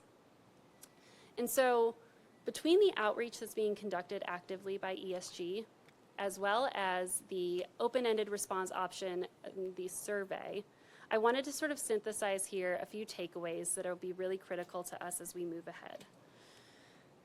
Over the, well, let me look through those for you guys really quickly. So first, establishing a unifying vision for higher education. Combating the public perception concerns for higher ed together. Positioning higher ed as a driver of economic mobility and workforce readiness. Addressing governance changes. Stephen mentioned this is the first full master plan post-focus, so needing to acknowledge that change and contemplate how our institutions work together. Linking the strategic financial plan, which is a separate requirement of this body in statute, but did come after the Focus Act and is really a critical document we leverage to look at institution finances, state investments, student needs, and affordability. These documents really need to talk to one another. And we also saw in survey responses a need to address things like state investment and affordability. So linking those things for those reasons. And then of course to be forward-looking. So with all of that, and I know I've been up here for a bit, I wanted to just say that over the next few weeks, we are going to be working in earnest to form up and schedule those topical work group meetings, which we intend to invite stakeholders who represent those particular areas of work or are expert to that area of work. And we will also be again convening that master plan statutory committee on February 20th to gain and gather insights. So while this is an update on the survey and the outreach discussions to date, there will be more conversation on this and the results of that. And I would like to open the floor for any questions that you guys have. Anyone have any questions? Yes, Commissioner. I'm sorry, I can't help myself. We are also really honing in on workforce alignment in the K-12 sector, and I'm saying this as much for us as for you. We have to work really closely together to K-12 and higher ed because we don't want to just jump to workforce without thinking about what comes before. And so I saw the academic preparedness of students entering higher ed as one of the priorities as well. And I'm just thinking about like how we're thinking about math graduation requirements and what is the math that all students need to know in high school to be prepared for any post-secondary education, and just things like that that I think will be important across our master plans to really think about and sync up on. So just a reminder to think workforce, but also think about putting a hand down that way too in terms of what comes before. And we will do the same. Like I said, I think it's great timing that we're both working on our master plans in earnest in the same sort of time frame. So look forward to the collaboration. Awesome. Thank you. Thank you, Chairwoman Scarlett. Thank you, Amanda, for this wonderful presentation.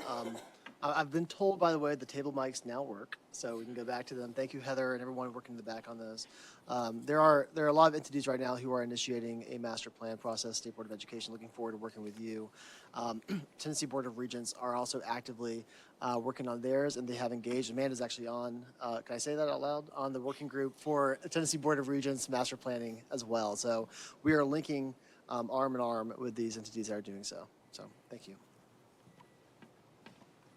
I have a quick question. As I understand it, the master plan and Drive to 55 are separate. So the master plan is one thing, Drive to 55 is a campaign that the entire state talks about still today. How can we merge those together so this master plan does have a campaign element that allows us to all row forward with messaging? It's a really good question, and one we've kind of been talking about and grappling with. I think there is a desire for there to be that sort of higher ed goal. And I think a lot of that, at least with Drive to 55, centered around educational attainment and the need for an educated workforce and aligning that with some studies done out of Georgetown. I think what we can push to do through this process, and what I'd hope we could do, is identify that higher education goal and really glean buy-in from the stakeholders, not only at this table, but also in the audience around what that is. And then I think something we're going to have to consider is what Commissioner Morrison mentioned, which is the transitions that will be happening in leadership at the state level. I think there was a lot of support, and folks, please correct me, I wasn't here for this entirely, but with the Drive to 55 that was linked closely with gubernatorial and legislative leadership to make that a statewide goal. And so I think what we'll need to do is really help us push what is our higher ed goal and how can that fit into this bigger narrative in alignment. That's helpful, thank you. Yeah. Okay. Thank you so much, appreciate the time. Thank you. And the update. Look forward to the results. Next item, we have the Student Success Initiatives Overview. Brett Gibson, Chief Access Officer, is going to provide us an overview of the agenda item and make some introductions. Thank you, Madam Chair, members of the Commission. Last fall, November 7th, in the Lambeth meeting, Mr. Ragsdale asked us to provide a presentation on student success initiatives in the state. He was very kind in that request because he said, we're at the top of the nation in college access work. Well, I'd love to hear that. And yes, we are in some ways. In many ways, there's still a lot of work to do in that area. It's what my Bureau focuses on, along with all of our partners, some you'll talk to today. But the student success topic is a large one, and it's, what does it mean? I was talking to Dr. Dwayne Gregg, who presented to you all in November about the Gear Up grant, and 20 years of experience in this field. He said, student success starts in college, starts in elementary school, and changing that college-going culture, changing that narrative in communities where education and training after high school isn't the norm, right? So college access has a piece of that, right? Once they get to college, there are a lot of programs out there. You're going to hear from about 3 of them today. That it's really about timing and as to why we chose them. Also, we would be here for a very, very long time if I presented someone to talk about all of them. The first one is one of our own programs, our Navigate Reconnect program, which, just real quickly, it's our college advising program for adult learners who go back to school, whether it's TCATS, university. We've been operating that program for about 6 years. We have Dr. Celeste Carruthers here to show you some research that they've done. They're in the middle of their research project. They've got some preliminary results on that program. Dr. Carruthers is the William F. Fox Distinguished Professor of Labor Economics at the Haslam College of Business at the University of Tennessee, with a joint appointment in the Department of Economics and the Boyd Center for Business and Economic Research. I don't think they could get her title any longer, but we can think about adding a few more words to it, maybe. She is also the Baker expert at the Howard H. Baker Jr. School of Public Policy and Public Affairs, the editor-in-chief of the Economics and Education Review, and a research associate at the National Bureau of Economic Research. Her recent and ongoing research projects study career and technical education, Tennessee Promise, supplemental coaching and grants through Knox Promise, and non-traditional student advising through Navigate Reconnect. Dr. Carruthers.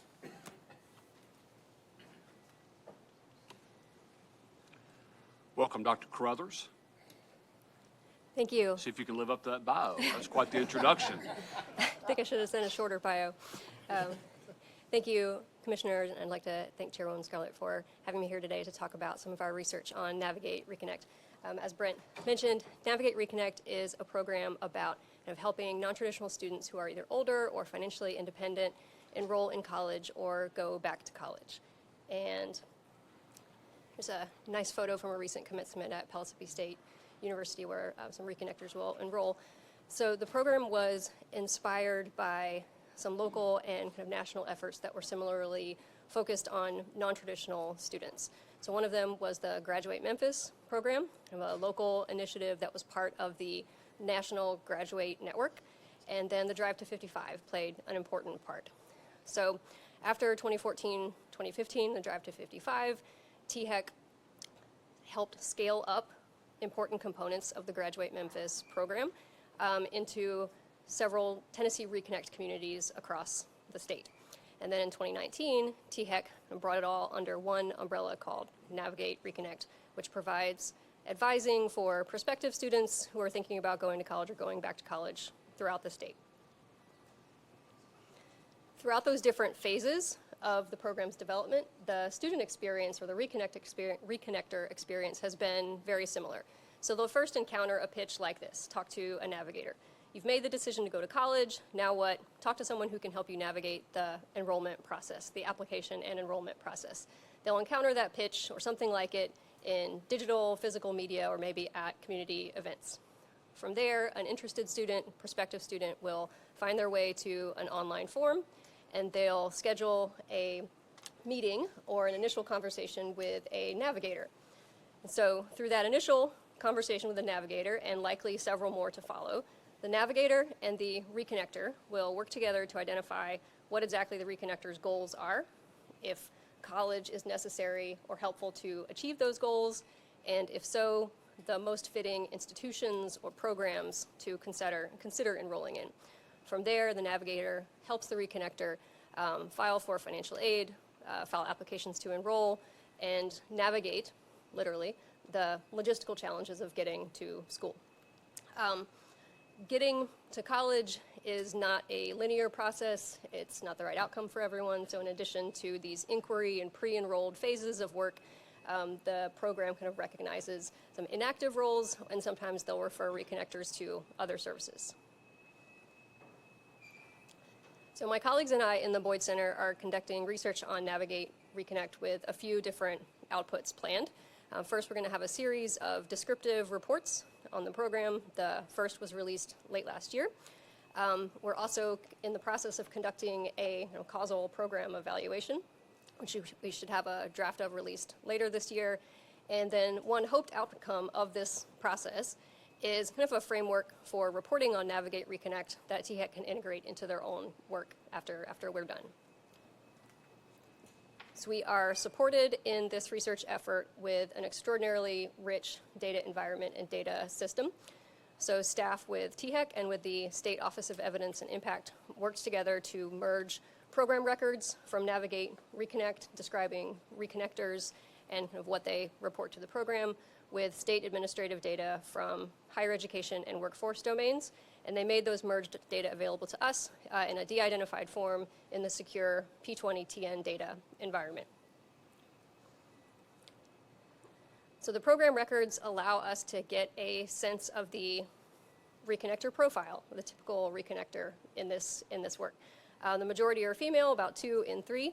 27% are Black and Hispanic. It's a bit more than the state population share.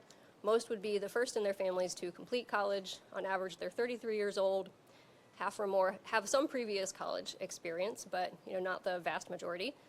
Their household income averages $51,000, which is below the state average, and most apply for the Tennessee Reconnect grant if they kind of get into this pre-inquiry phase with a navigator. Reconnectors tell the navigators that they're working with why they're interested in going to college or going back to college, and the dominant factor is related to work. Getting a better job, getting a promotion, having more job opportunities.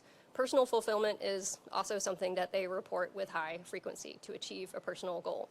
And they expect to encounter some problems because they have financial and time constraints. Given the age of most of the reconnectors, many of them have family responsibilities, they have jobs, and they have other things that make it difficult to fit a traditional college schedule into their day-to-day lives. So one of the first things that we wanted to determine using the administrative data matched with lists of reconnectors is how many ultimately enrolled in college over the time period that we can observe them.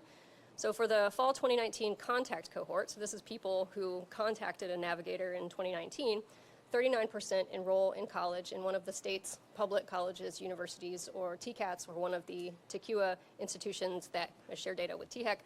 They enroll within 1 year, and that figure rises to 45% within 3.5 years. So among those who enroll, we want to identify how long they stay in college and how likely they are to complete credentials in that time. Going to college is kind of not part of the solution for every reconnector, but that's at least something that they're interested in when they first initiate that conversation with a navigator, and so we want to see how those outcomes play out in the data. And even though after a kind of reconnector moves into college, their work with the navigator isn't quite as frequent, it isn't quite as intense, because at that point, most of the day-to-day advising is in the purview of institutional advisors. We think that if the reconnector and the navigator did a good job at identifying if college is the right path, and if they could find a fitting institution and program and help them afford all of this, that a reconnector might stay in college longer than they would have otherwise. They might complete credentials faster than they would have otherwise. So this figure here shows that there's some encouraging evidence of that being the case. 55% of community college reconnectors are still enrolled after 2 years, or within that time frame they've earned a credential. This compares favorably with the 44% figure for other non-traditional students who didn't engage with a navigator in the program. So these differences are very encouraging about the question of whether Navigate Reconnect affects student success in college, but they are descriptive, and so in our ongoing causal program evaluation, we're scrutinizing these differences to identify how much we can attribute to Navigate Reconnect in the program. So there will be more to come on that. Vast majority of reconnectors enroll in one of the state's community colleges, but about 87%. But a fair number go to four-year schools and TCATs as well, and we see this same favorable persistence and completion pattern for the reconnectors who enroll in four-year schools. They too are also more likely to remain enrolled for 2 years or to have completed a credential within that time relative to other non-traditional students. And the same is true for reconnectors who enroll in Tennessee Colleges of Applied Technology. So we're very interested in the workforce outcomes of reconnectors because reconnectors are very interested in their workforce outcomes. That's what they tell navigators in those initial conversations. Unfortunately, we need a little patience because it's too early to determine if it's too early to identify a few links in that chain, if Navigate Reconnect affects post-secondary outcomes and then subsequently affects employment and earnings outcomes as well. But we can, from the administrative data, learn a lot about the employment and the earnings patterns of reconnectors before and shortly after they get involved with the program and before and shortly after they enroll. And so the big takeaway there is that reconnectors are very, very engaged in the workforce. About 80% of them are working when they enroll and when they contact the program, and that employment rate doesn't really drop when they continue on to college, so these are largely going to be working students. Per 6-month period, they're earning a little under $20,000 individually, which corresponds with that $51,000 household income. There's much more in the report, including separate trends for persistence and credential attainment, and we break results out by a lot of different student subgroups, including first-generation status, gender, race and ethnicity, prior enrollment history, prior receipt of unemployment insurance benefits, and more. And there will be more to come as we release additional reports and our program evaluation results. This is evolving and ongoing work, and I'm happy to take questions to inform what we do next.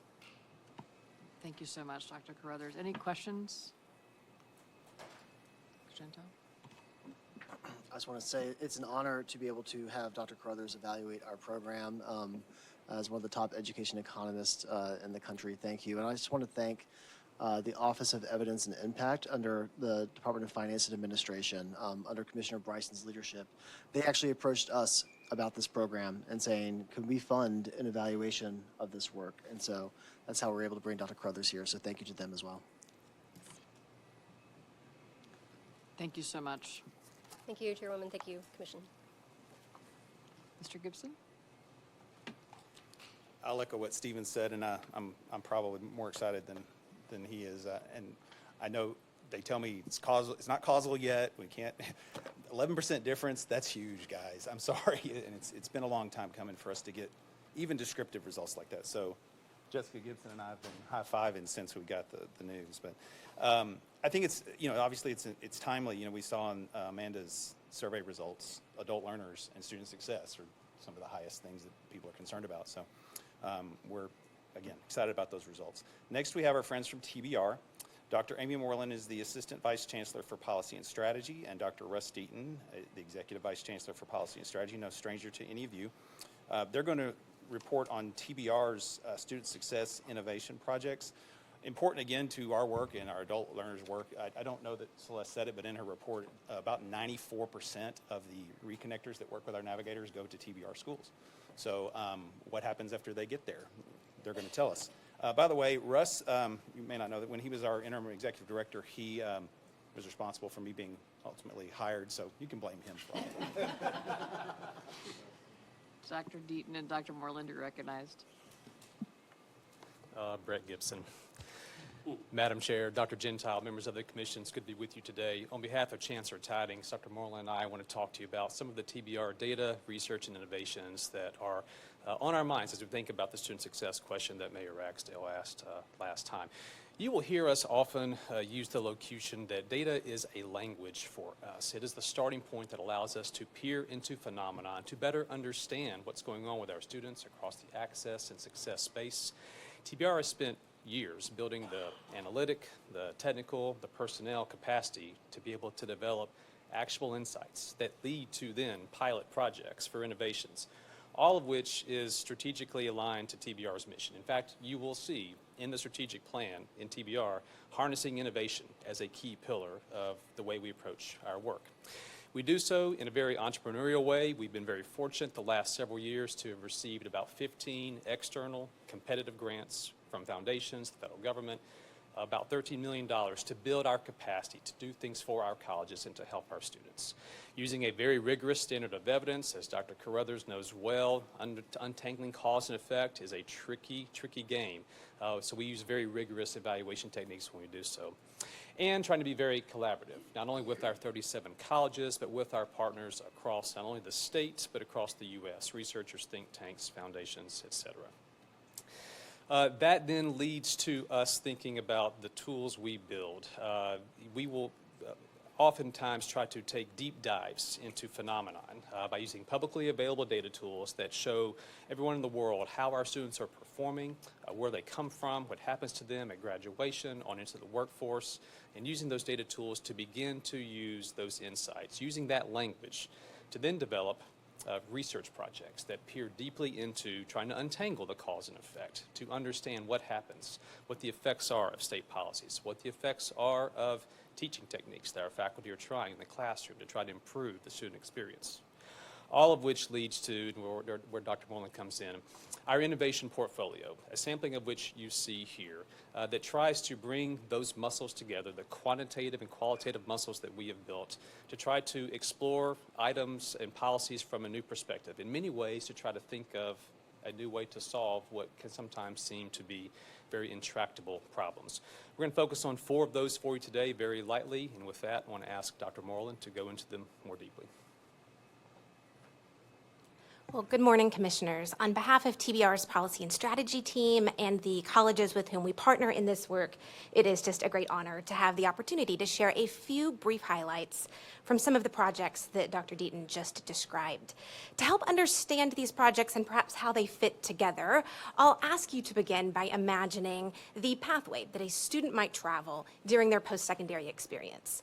Perhaps it begins when they first start thinking about college, and it extends to their graduation and entry entry into the workforce.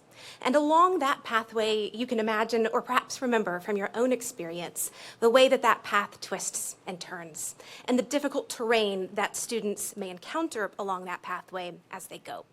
Each of the projects that we'll highlight today are meant to address a part of that path.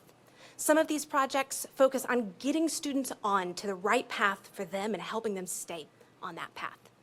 Other projects focus on smoothing out that pathway in hopes of accelerating student progress. One of these projects you'll hear about helps us think about ways that students can be better equipped to navigate that pathway. And still other projects rethink the destination and perhaps rebuild the pathway altogether. I'll share one example from each of those 4 categories briefly today. But to begin, to help students get on the path that is right for them, colleges need data about where academic pathways could take their students. And so last year, TBR launched something that we call Careers Start Here. This is produced through a partnership between TBR and the Tennessee Department of Labor and Workforce Development. Through this partnership, TBR and our colleagues at Labor are now sharing data with each other quarterly. And we use that data to track the post-college outcomes for all of our students. Before this tool, our colleges often had to rely on sometimes flawed state or national estimates of what a student might earn after college or where a college credential might take them. But this tool is based on real data from real Tennesseans who went to TBR colleges. And using this tool, which you'll see pictures of here on the screen, our colleges can now track where their students are employed after college and in which industries across the state of Tennessee, and how much money students are making each year, both for graduates and those who do not graduate. How much money are they making and where are they working for a decade after college? This data is available to all of our colleges at the program level. And over the last year, they've begun using this data to build and improve academic pathways. And we've gotten this data in the hands of advisors who can use it to have conversations with students about finding the right path for them. So once we get students on that path, we want to help them stay on that path. Again, I'll ask you to imagine that pathway that a student is navigating from beginning college to graduation. And in particular, I'll ask you to imagine these 16,000 students who enrolled at community colleges across the state last fall. When those students first arrive at a community college, our colleges assess their readiness for college, their academic preparation.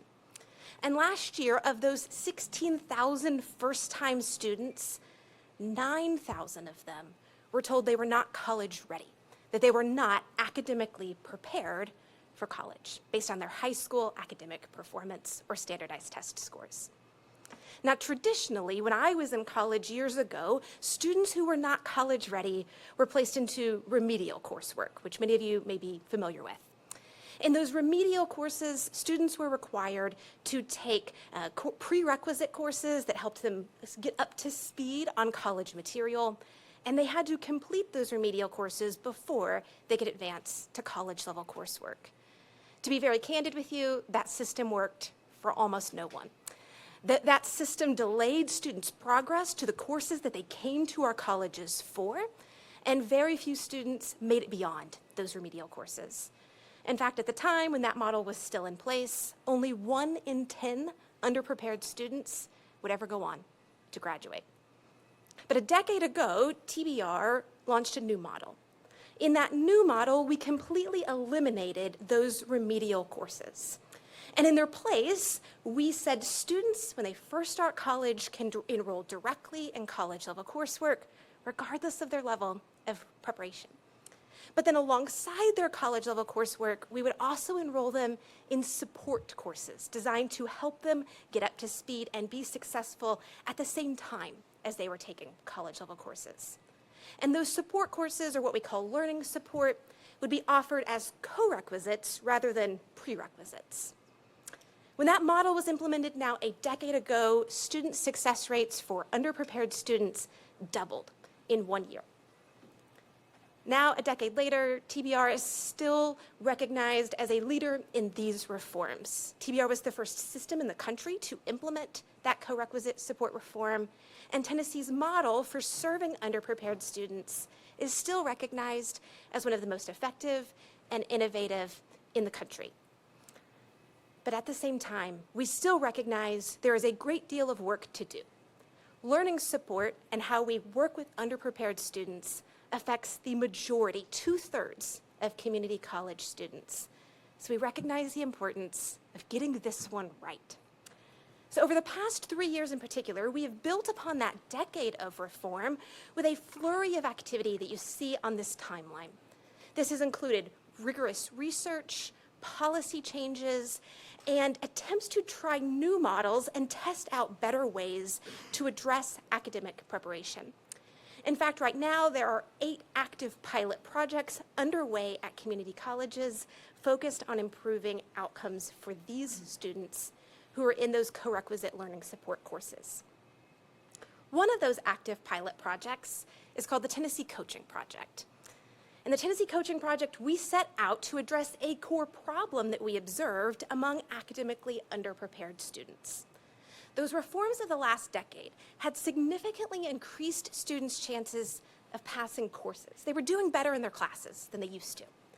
But even still, about half of them left college after their first year. And so this project was designed to tackle that persistence challenge. And the way this project does that is by pairing students who are academically underprepared and in those support courses with a person, with a coach who is dedicated to helping them succeed in their coursework, helping connect them to campus resources, helping hold them accountable to their goals, and providing personalized, in-depth support and career exploration. We are piloting this coaching model at 2 community colleges, Jackson State and Northeast State community colleges. And we are piloting this as a randomized controlled trial, which allows us to attribute any outcomes from coaching to this model itself rather than to other things that may be going on. So to do this, each year, we identify a group of students who is eligible for this innovation, and then we randomly select a subset of those students to receive coaching. Those students are then compared to students who are very similar, but are receiving maybe traditional services and advising at their college. And this allows us to really understand the impact of this type of support for underprepared students. Now, I should note that students who are randomly selected to receive this in-depth coaching are not required to participate. Once they are selected, it is up to that student to decide if they want to engage and meet with this coach. But I'm happy to say that of the 4,000 students who've been coached so far, about 3/4 of them have opted in to engage with their coach, which is a little bit higher than what we typically see for interventions of this nature. On the right-hand side of the screen, you can see some of our very encouraging early outcomes. This is an experiment that is still underway, so these outcomes are preliminary. But you can see a couple of things. One, you can see in the first bar, the red bar on each of the metrics that we are tracking, that outcomes were the lowest for students who were selected for coaching but never chose to engage with their coach. Those are students who received neither the benefits of this coaching model nor some of the traditional services at their college. You can see in the light blue color here, students who received the traditional experience, underprepared students who were not selected to receive this coaching. But then you can see the real story here, which is that outcomes are most promising for students who have received coaching and are engaging with their coach. At the outset of this project, we set out to improve some key student success metrics by 5 percentage points. That was ambitious, given other similar efforts that have been underway for years to try to tackle this challenge for underprepared students.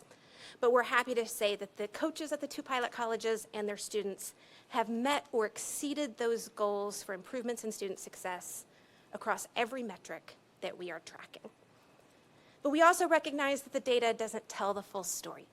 So we have supplemented that quantitative research you just saw with really robust qualitative research, which has given us the chance to interview more than 50 students and their coaches to better understand what they need and how they are experiencing this type of outreach. You can see here some of the quotes that emerged from that qualitative research as students tell their stories. You can see a quote here from a student named Courtney, who talks about how her coach helped her in a time of personal distress.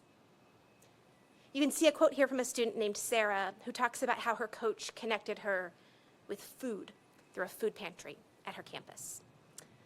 And you can see a quote here that summarizes this well from a student named Kyle, who said, I know that if I ever get into trouble, I can always call on my coach and they will point me in the right direction. So far, all of the projects that you've heard about help students get on a path, stay on a path, and navigate that path. But the final project I'll briefly share is one that says, let's make sure that path is worth going down.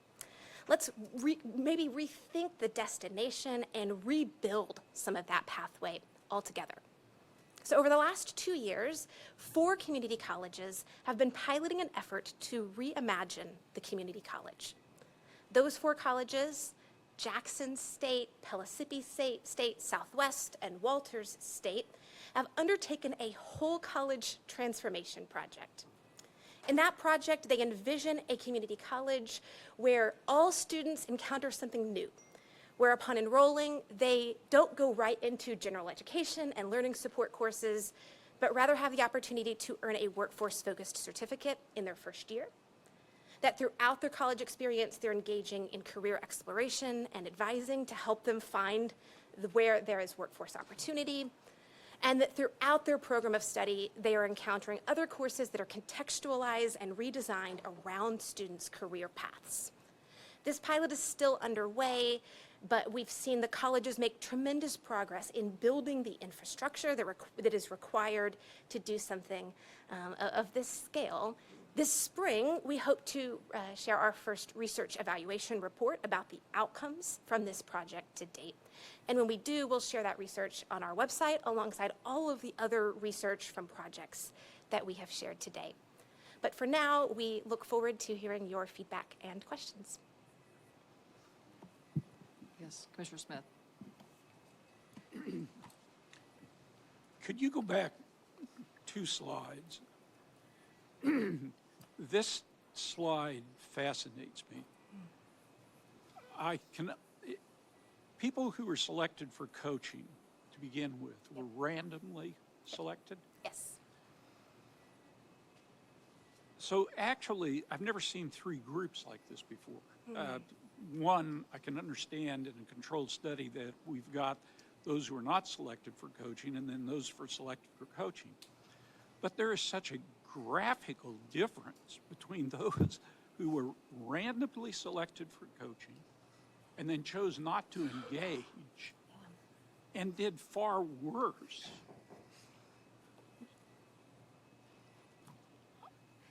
I can't even speculate as to what happened here because that defies even my fertile imagination. How did they do so much worse? Did they feel stigmatized that they'd been chosen? And then what happened here? So it's an experiment in progress, and we are very much interested in that question. And I should note, this is one figure from a 100-page evaluation where we are further unpacking these outcomes. I'll briefly summarize some of our hypotheses here. Those students who were selected and had the opportunity to work with a coach but did not choose to may have had distinct characteristics from those that chose to engage. You can imagine a particularly motivated or connected student might be more likely to engage than a student who's already... You randomly assigned them. That's right, that's right. That should have watched. And that's part of what we're trying to untangle. I'll share one early idea, which is that many of those students who never engaged with that coach that they had the opportunity to engage with left college very, very early. So we're seeing them depart early in their first semester, which translates both into them not taking up that offer to work with a coach and also those poorer outcomes throughout their first year. And our takeaway from this is that early outreach is critical for their engagement with a coach and their long-term success. Commissioner Ragsdale. Thank you. You know, I wonder also if somebody offers you a coach and you decide you don't want it, there's something that comes down to dedication level in that process as well. And I'm thinking, you really wonder how excited they are to be there in the first place. Yeah. But one thing I want to point out that I think is just incredible, sometimes when we look at percentages, we think, well, that's not that much. But when you look at these percentages, it's a lot. Yeah. So if you can get folks having some assistance, I think this shows just as well as just about anything you could do, how much better they can do and the potential they have for success. So congratulations. Thank you. I'm just curious, who are your coaches? So who are the coaches? What are the types of folks who are doing this? I love that question so much because it gives me a chance to talk about some of my favorite people.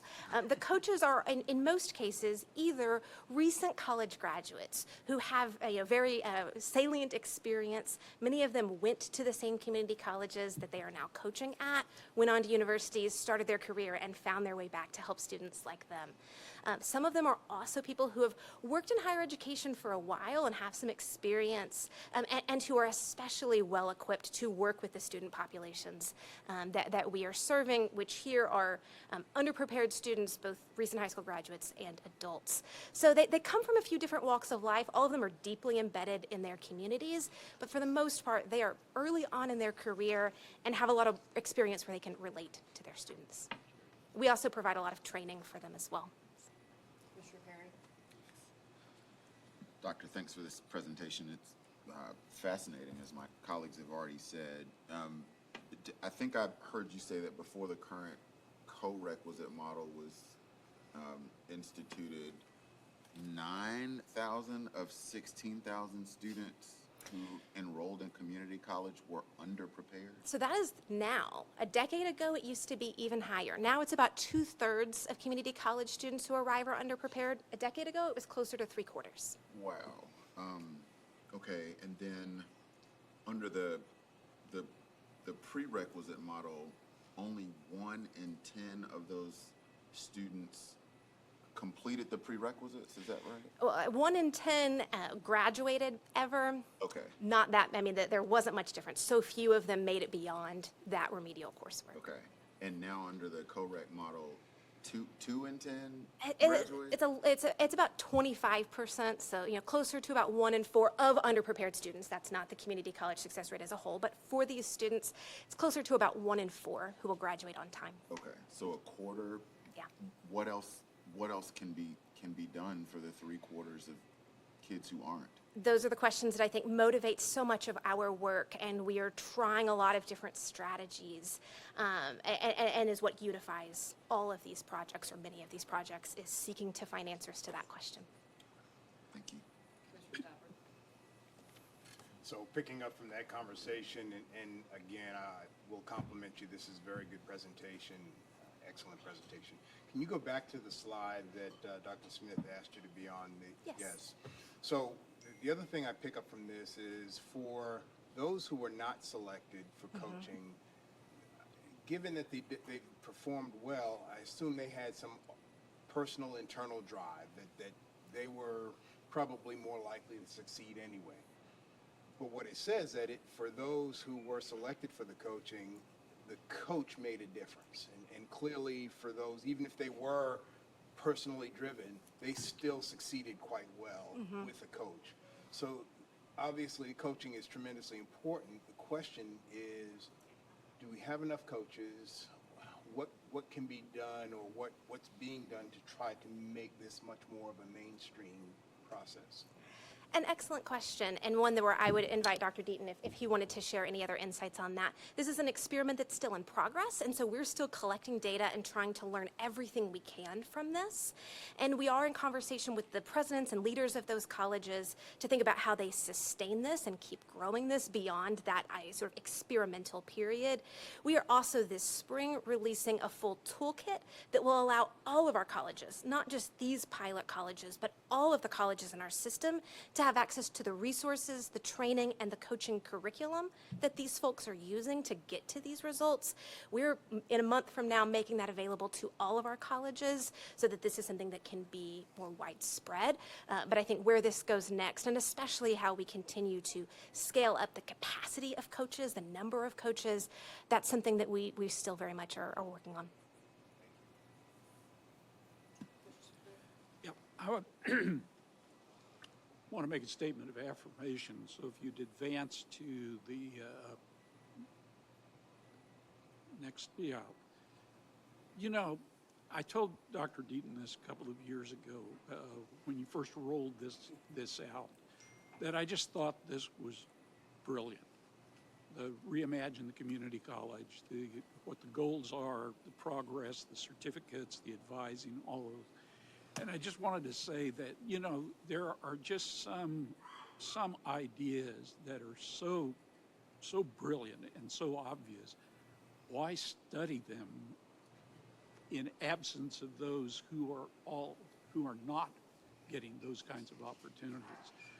So I think it's so obvious here that every one of the community colleges ought to be engaged in this and then continue to collect the data. I congratulate you. I think this is such forward thinking, and the 4 institutions that you identified here, I'm very familiar with 3 of those, and they need all of the kind of brilliant help that this is there to provide. So thank you for that. Thank you.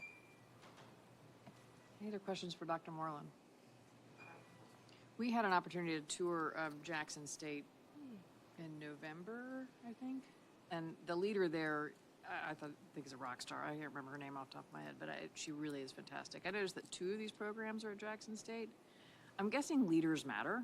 Absolutely. I can tell you in our world, leaders matter in everyone that we're working with, or with every company we're working with. When you think about, as I understand, the leader in Northeast State and Jackson and the other leaders that are here, and this kit that you're putting together, how do you inspire those to either become better leaders, to adopt this sort of coaching model, or require it? Great questions, and I think I am still very much learning about how we do that. You're absolutely right, though, that leadership matters. Dr. Carol Rothstein at Jackson has been able to encourage her staff to think in new ways and try new things, and we see that you know, the outcomes of that in their participation in these projects. One way we are trying to do that is with evidence, with data. The outcomes are sometimes hard to argue with. Sometimes these things may seem difficult. It takes time and resources, but the outcomes as shown in evidence are, to us, very persuasive, and part of our work is to try to use that data to persuade those leaders to make this part of their work and a priority when they are thinking about all of the things that a college leader has to think about. You're a phenomenal presenter, and I just need to make sure that's acknowledged, because you were absolutely amazing presenting. And thank you for that. I do have 2 other questions. One has to do with timing, and this is a little bit tied to what Commissioner Smith was talking about. This pilot started when? The current one, both really started in 2022. The coaching project started working with students in 2022. The reimagining project started planning in 22 and implementation in 23. So it's 25. Yeah. Phenomenal results so far. At what point do we reach analysis paralysis? At what range do we say this needs to be activated everywhere? We know, I mean, it's not just within TBR, but there's a lot of data about coaching in Tennessee at a national level, and the importance of that relationship and how great it is to help students stay in role. But at what point do we then say we're going to operationalize this? And if you decide to do that, what does it take? And second question, really, I guess, would be the commission, is when we think about the outcomes-based funding formula, what can we do to influence that? And so I don't know, I'm kind of looking at both of you all.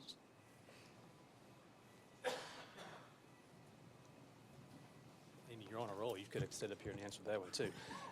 Madam Chair, I think the answer is now, and question of resources. As Amy mentioned, all these presidents within TBR, this is true across the sector, are facing just myriad needs every day. Police officers, mental health counselors, advisors, faculty lines. It's difficult at times to know where to put scarce resources, where the marginal dollar goes. But I think the evidence, I think we're at that point. I think the evidence is sufficient. I think it's powerful, it's persuasive, as you saw. It has begun to imbue within these presidents a sense of what could be, what might be. They can see the effect of it, because so much in higher ed sometimes will fizzle, like it's a fad that fades. This hasn't. So I think the answer is now, and it's a question ultimately of resources, either really focusing on dedicating internal resources to it, or finding other ways for external support to come in and allow the colleges to do these things. So besides the actual human being that you'd hire to help with this and other technology you could leverage, two questions. What is, when you think about the practices based on these two pilots, like what is best practice? I know in K-12, best practice for advisors is 1 to 250. The preference is to be much lower. Errors, I think, is 1 to 100 or something like that, or 1 to 75. Like, what is this for community colleges? That's my first question. Good. It's a key aspect of the coaching project. I know the answer, but she's going to give you a better answer. So, yeah. What we're doing here is pairing one coach for every 150 students. That is what we think is best in terms of helping those students and also making it financially viable. The average advisor to student ratio at community colleges is closer to 1 advisor for every 700 students. So these coaches are able to work with much smaller groups of students than a typical advisor. So just to clarify, that the best practice, the results you're showing us here is 1 to 150. That's right. That's right. That's helpful. Thank you. Yes, Treasurer. Has anybody developed a pro forma budget for implementing this system-wide?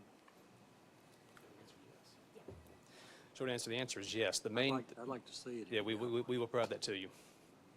Can you pass that to everybody? Yes. Thank you. Any other questions? Well, if you have that, did y'all ask the governor for that?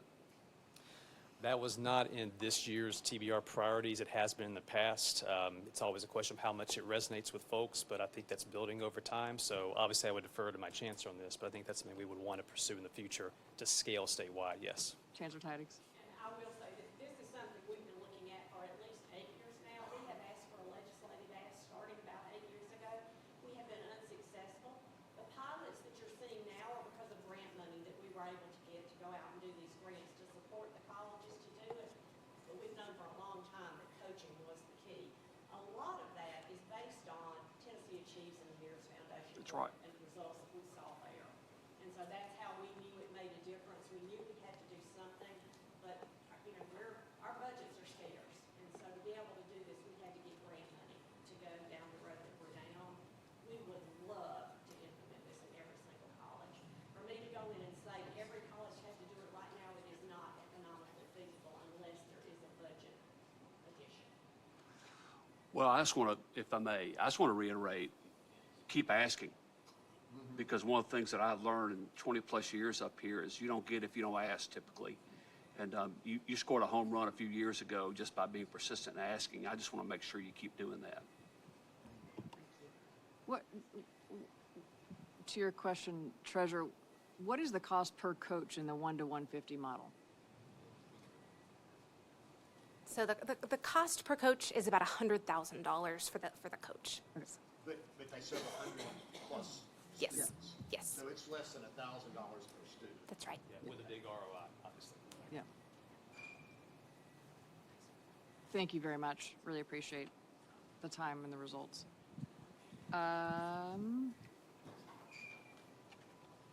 Brett Gibson, you're back. Chrissy's gonna be mad at me because she's going last now, I think. That was good. You're sensing a theme, right? One-on-one coaching, low numbers, it works. It works in college access. Advise Tennessee, we showed you that last year.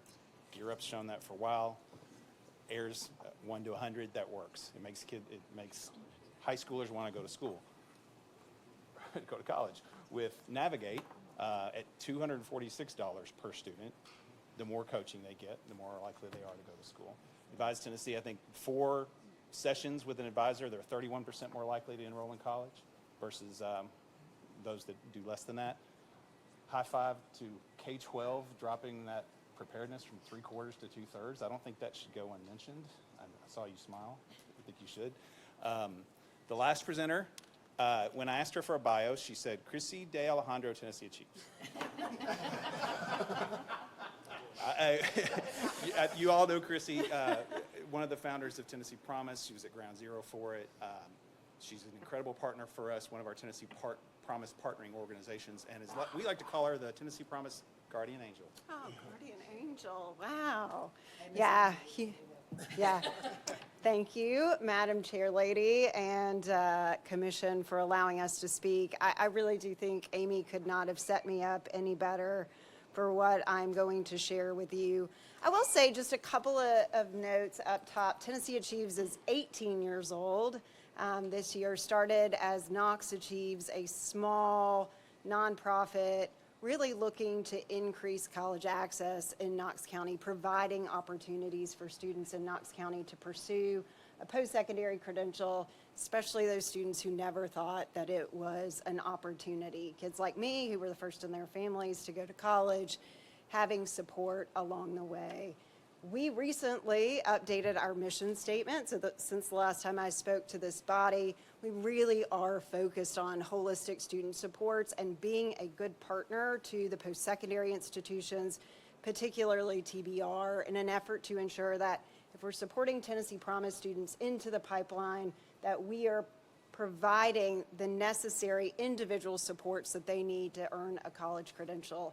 I would be remiss if I did not say, because my board has always charged us to operate the nonprofit as a business. We operate at $83 per student. It's as efficient and lean, ask my team, as it can possibly be. No, you cannot get a sweatshirt. No, there are no koozies involved. It's incredibly important to me that we operate incredibly lean. And we really are leaning into the workforce challenge and the role that we play there. You can see here we serve about 90% of the state's high school seniors through Tennessee Achieves, and Brett did say make sure you talk about the Ayers Foundation because they are an incredibly important part of this partnering organization work. They serve about 5,000 students. Tennessee Achieves really has been the partner that steps in. So over the last decade, we've been as high as 90 counties. We're now at 74 counties across the state. So really sort of being there and being that resource for any community looking to do this important work. As a partnering organization in concert with THEC and THEC, who've been amazing partners over the years, we do various sort of college access type work. Number one being the Tennessee Promise application. I can tell you, as I travel the country, everyone wishes they had a Tennessee Promise application. Not the Tennessee Promise scholarship, the application that provides us the opportunity to gather student and parent contact information so that we can be really targeted in how we work with students and families. We provide volunteer mentors in those 74 counties. We have a very high mentor retention rate. Graham Thomas led that work for many, many years for us, but to recruit volunteers is increasingly difficult post-COVID, and yet somehow our team really always steps up to the table. The Ayers Foundation, as Tara mentioned, comes in with a different model, embedding in the high schools at a 1-to-100 student ratio. We do nothing, I would argue, in Tennessee as well as we do FAFSA completion. Man, what a great effort. Everybody rowing in the same direction. We've been #1 for the last decade, and that is not by accident. There are so many partners that are in this room to really going in and digging into that important work that proves to be a barrier. Every year, our state hits about the mid to high 70s to benchmark. The national average is in the low 40s, and so it really is commendable the work we do there. This year, we hit 5 million hours of community service given back by our students. This shows up in job shadowing efforts. So companies across the state opening their doors, places like Eastman Chemical, like Hilton, UT Medical, opening their doors so students can come in and actually have exposure to possible careers. So you talk about that workforce connection. We're really trying to ensure our vulnerable students kind of know what happens if you earn a college credential on the other side. There's something really rewarding. We work with THEC and TSAC on student post-secondary eligibility with our friends at TBR to ensure that as many students retain their Tennessee Promise eligibility as possible, making sure that they are enrolling full-time, that they remain enrolled. Those are incredibly important pieces of this PO work as well. And then I'm going to dig into our coaching model and the work there.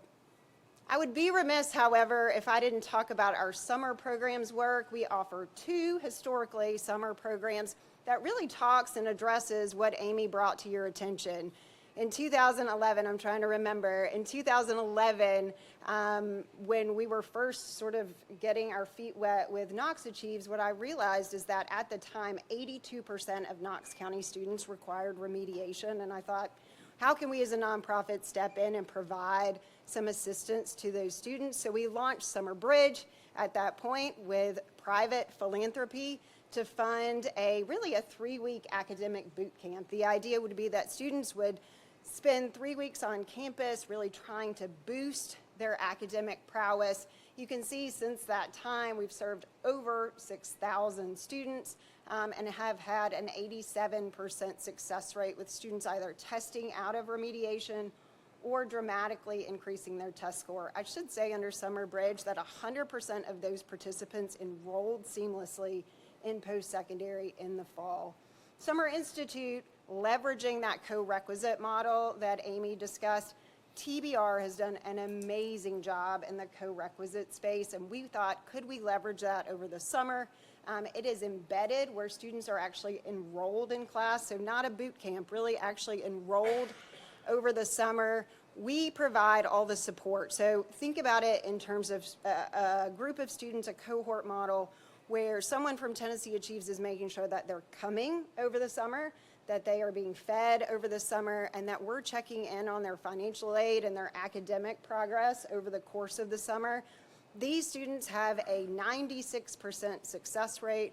Not only do they eliminate the remediation, but because of the brilliance of the co-requisite model, they leave with 9 college credits. So a student who was monumentally behind, so think about this, students who require all levels of remediation in Summer Institute now not only have eliminated that need, but they are, in fact, 9 credit hours ahead of their peers.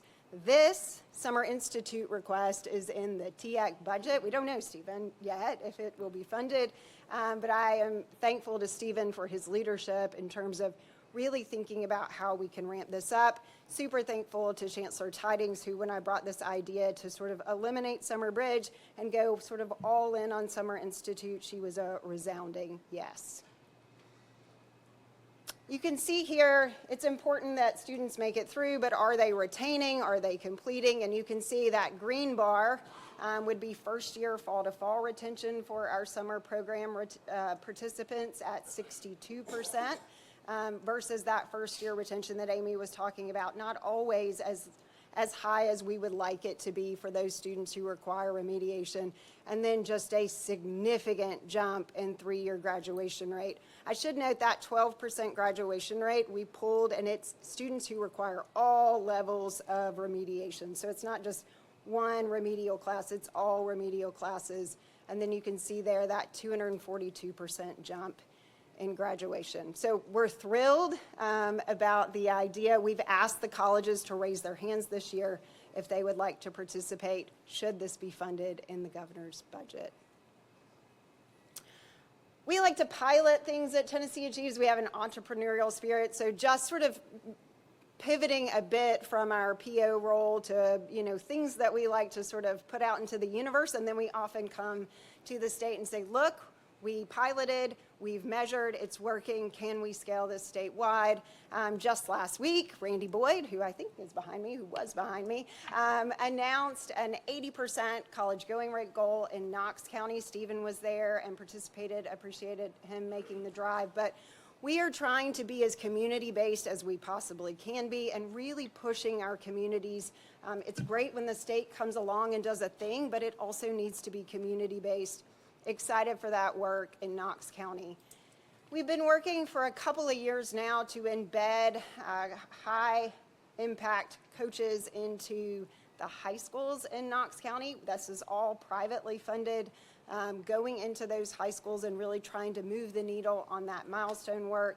I mentioned job shadowing. This is an incredibly important piece of our workforce puzzle, and something that I think really connects our business and industry partners to our students, really seeing them, getting to meet them, understanding. I think Secretary Hargett, you hosted a group of students for a job shadowing day in the fall, really thankful for that.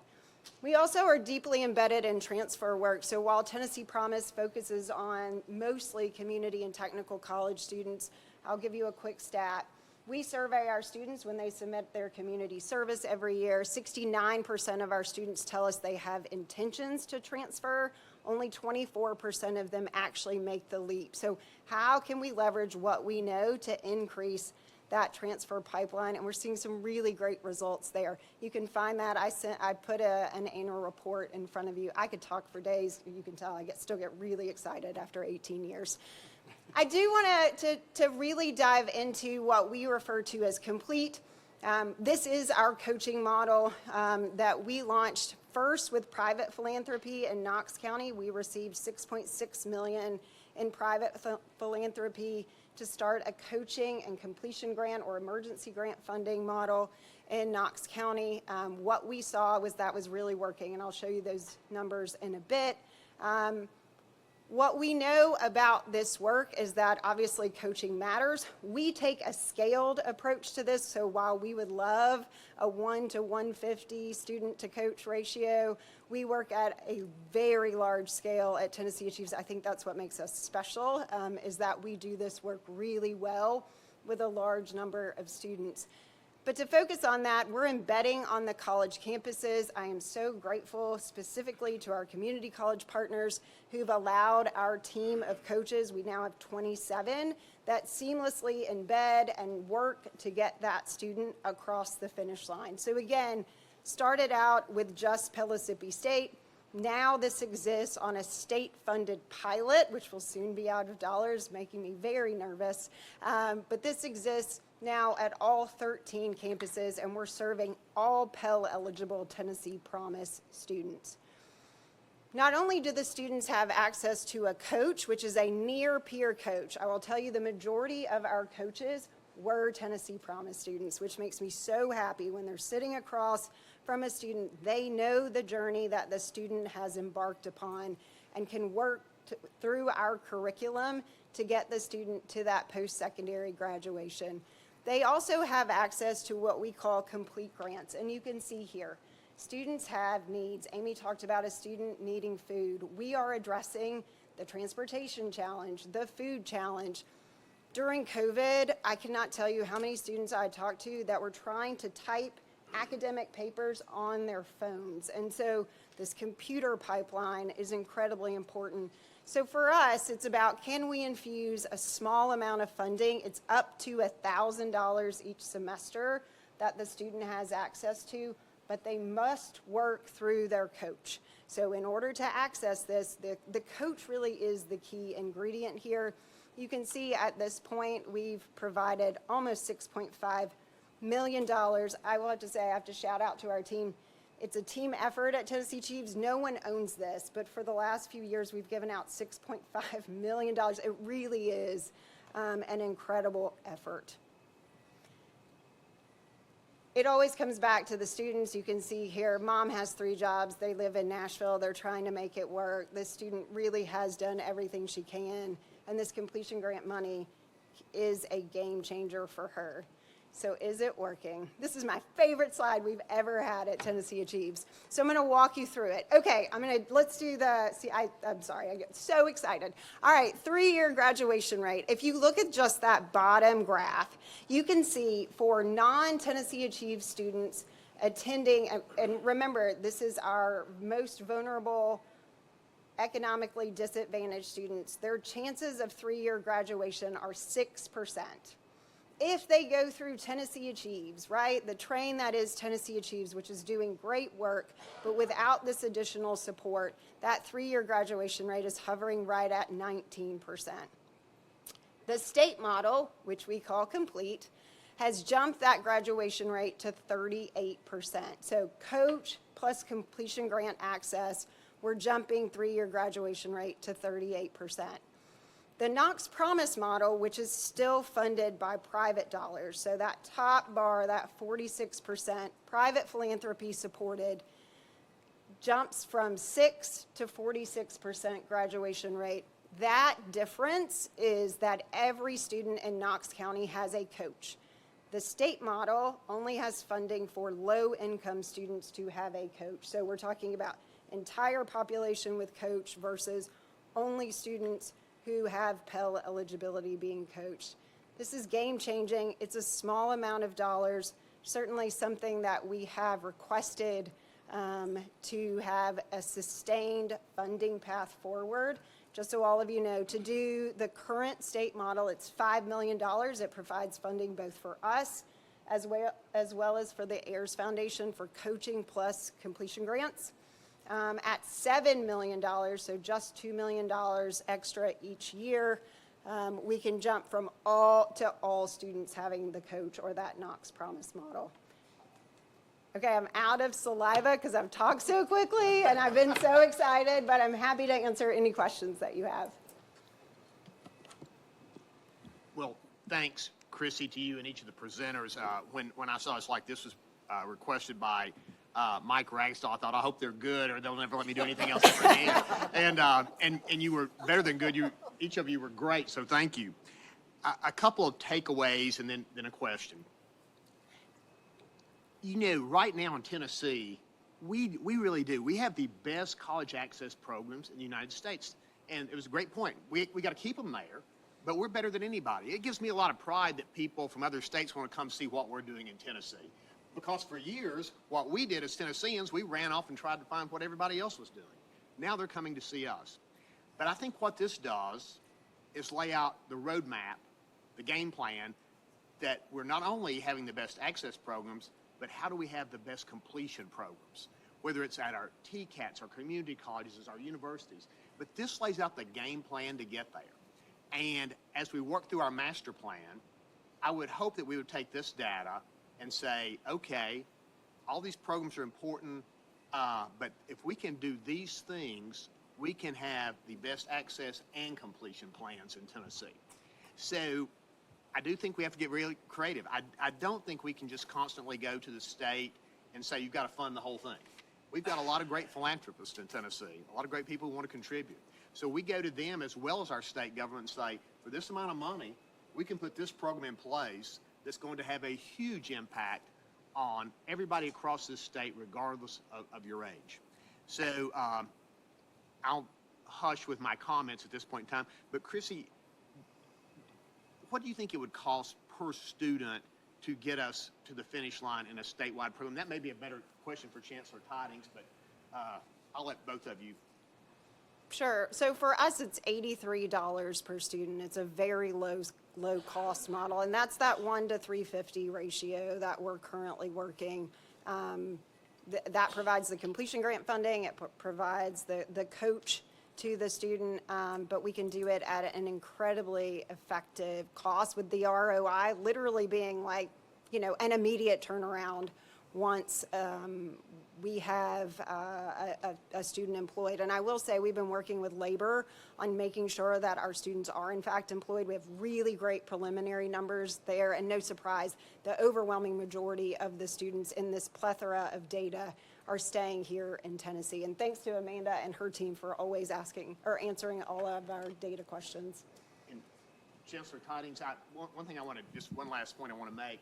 I've been really guilty over the years of looking at ideas and saying, I think I was teasing last night with Commissioner Perry and Commissioner Woods, like, man, this feels good, let's do it. But these are programs that don't just, let's say, it feels good, let's do it. It has statistical data that backs it up. And I think that makes it even that much more impressive. Absolutely. And to your question on what it would cost, we don't have a definitive number on what that would take. Each one of our groups, Ayers and Tennessee Achieves, and what we're doing, there's a slightly different amount of time that each one of those coaches expends with that student. What I've asked Rush to do now is, because of your great interest in this, is to get all three of our groups together. Let us sit down and put that model together on what it would look like if we completely blanketed the state of Tennessee using the resources that we have, because some of it takes it from the K-12 to the door, not through the door, and then we pick it up and take them all the way through the process. So there's handoffs along this road that we're traveling together.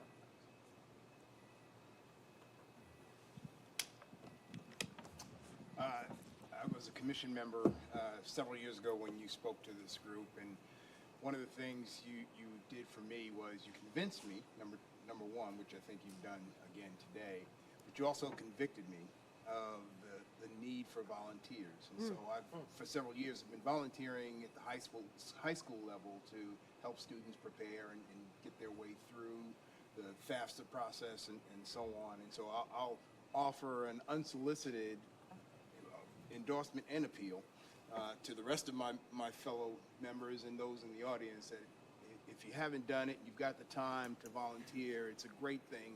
I was saying to Mayor Ragsdale that when you're speaking with a lot of these students and you recognize their situations, but you also recognize that they don't come from traditional intact families. They come from a variety of different situations, and so they don't have the luxury of having someone that has spoken with them about college for the last 18 years and is helping them navigate through all this. And so the coaching process is tremendously important. And so I applaud what you all are doing. I see great success in it, and it's rewarding just to be in front of the students, hearing their stories, but also helping them to the little part that I can.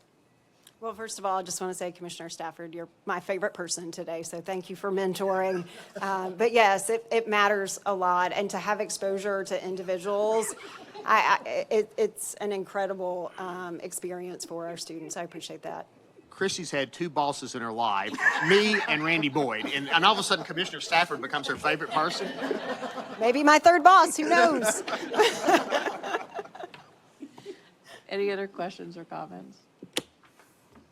We're talking about all the different advising programs that exist in Tennessee.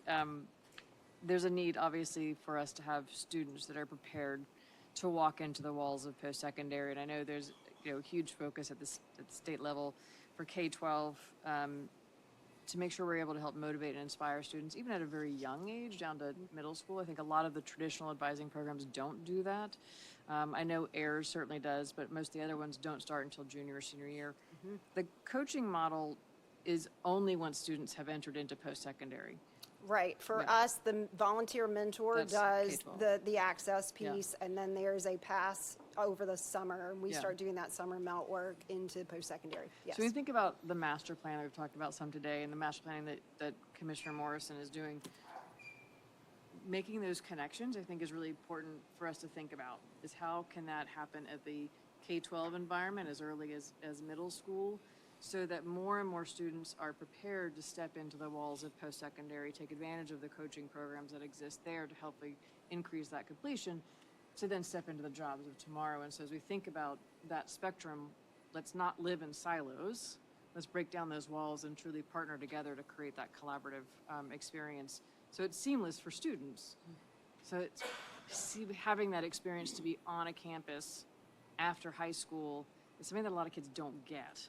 They don't understand what that means to be either TCAC, community college, four-year school. And I think it's really important for volunteers, other advisors, philanthropic entities, the post-secondary institutions to be able to help create those bridges so students can see themselves in that role. The work that you are doing is fantastic. The results are amazing. As we think about, as Chancellor Tidings mentioned, bringing all those groups together, I know there's been conversations before among those groups. I would love to understand, what does it really take?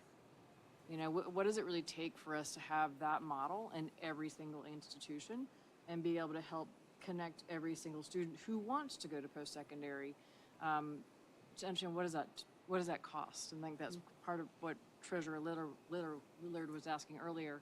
And I think it's just important for us to understand that and the continual ask for Secretary Hargit's comment earlier. Thank you very much. Thank you all so much. A couple of last words from me. He finally took a break. I was going to say, I called him out so he couldn't leave, right, to go to the bathroom during this thing, but he finally did. We have. Thanks for calling that out. Yeah, that's great. I was going to apologize. Now I'm just going to talk Everyone about it. you're all on alert now. You're on record.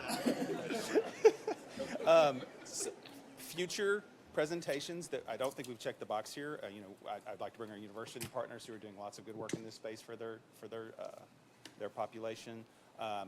Internally, we have a huge ongoing research project around the Hope Scholarship that Amanda's team shepherding. Outcomes, it's been 20 years since that's been in effect.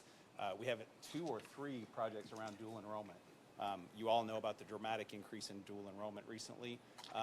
To see what that looks like in the state, what's the policy? What should the policy be? What's our strategy around dual enrollment? What are the outcomes? What are the effects on?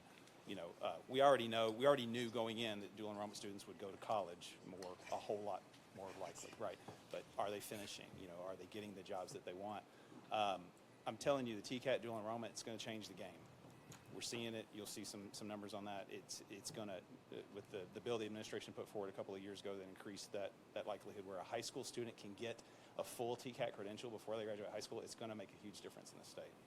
I'm optimistic, but sorry, I kind of talked about you are out because I knew you were waiting to go to the bathroom until we were done. I apologize. Okay. But thank you all. Thank you very much, Brett. This is very informative. Next item on the agenda is the recent college athletics changes overview. Dr. Gentile? Yes, thank you. I know that this meeting has been really informative and we're passing best time here. But about 6 months ago, I convened the presidents, and as I shared with you all individually, I was struck, not shocked, but struck by how much the conversation centered on athletics and how that's impacting our institutions. At the recommendation of President Licari, I've asked the Director of Athletics and Vice President Gerald Harrison to come in and speak to us today. He's at Austin Peay State University in that role. I am sure he never thought he'd come in from the Tennessee Higher Education Commission. So welcome, sir.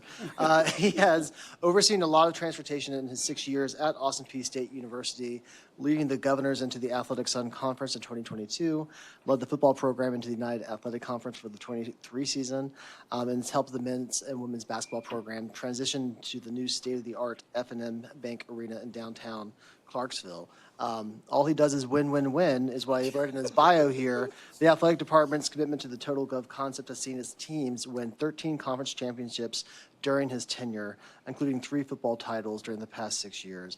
Before coming to Austin Peay, he spent 10 years at Duke University with their program there, and then before that at UT football program under the latter days of the College Football Hall of Famer Coach Fulmer's tenure as head coach.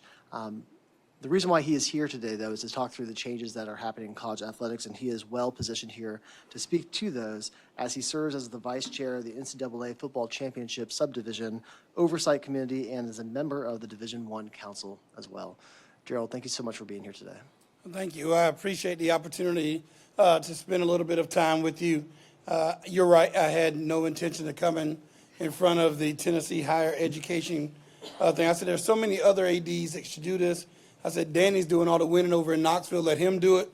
I tried to come up with a whole bunch of reasons why I couldn't do it, but President Licari told me I had no choice. And so I thank him for this opportunity to speak to you wonderful people. Today I come as a member of the Division I Council and an athletic director in the great state of Tennessee, but it obviously has Division I programs spanning from Johnson City to Memphis. So there's a different perspective of what's going on, but I'm kind of going to give you a 30,000-foot view and take any questions that you may have. One of my favorite things is technology, so we're going to see how all this goes.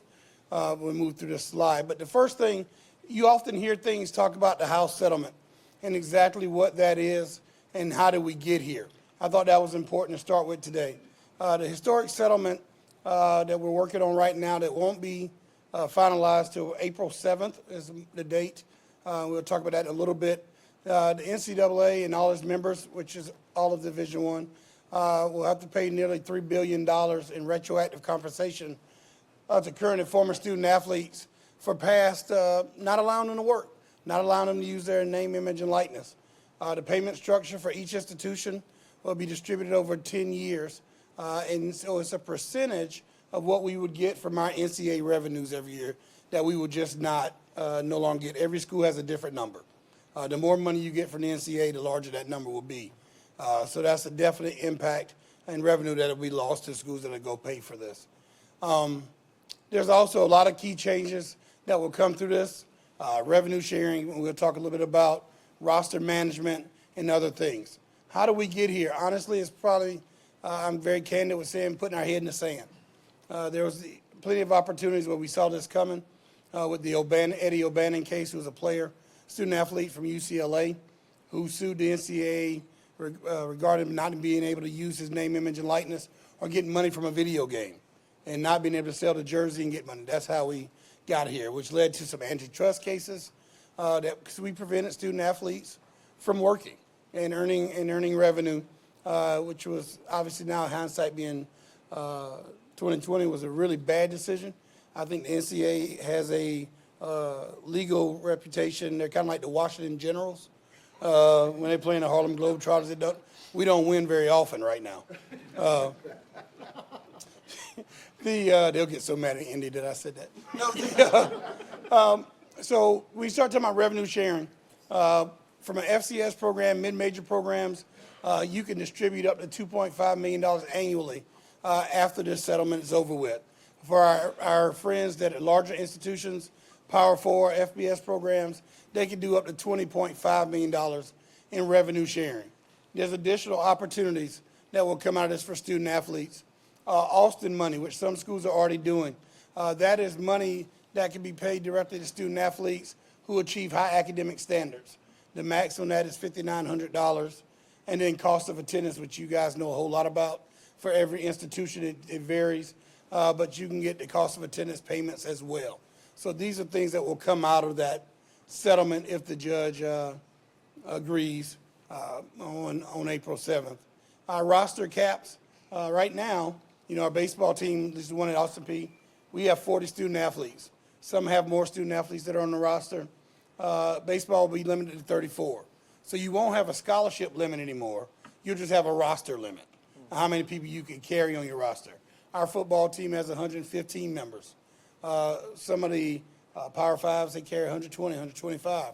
That will be limited to 100 and 105 in football. And that goes on and on. So that will have definitely impacts on what we would call walk-ons, non-scholarship players, people who try to just join, who come to school who want to join the football team. They'll be impacted on this. Right now, now that we're going to roster management, you can have unlimited scholarships. You can put all of them on scholarship if you got the money for it. It's just that, and it will be done on what we call an equivalency, where currently women's basketball, for example, they have 15 scholarships. They're all 15 full. Under this new plan, you can move those numbers around. You can give some partials. You can stack scholarships. You can do all different kind of things. But they have the freedom to move about. Some of the larger schools, you'll see they'll just do full scholarships across the board. That's their thing. I tried to talk to Dr. Licari in that's not how that's going to happen at Austin Peay. So, but we'll keep pushing on.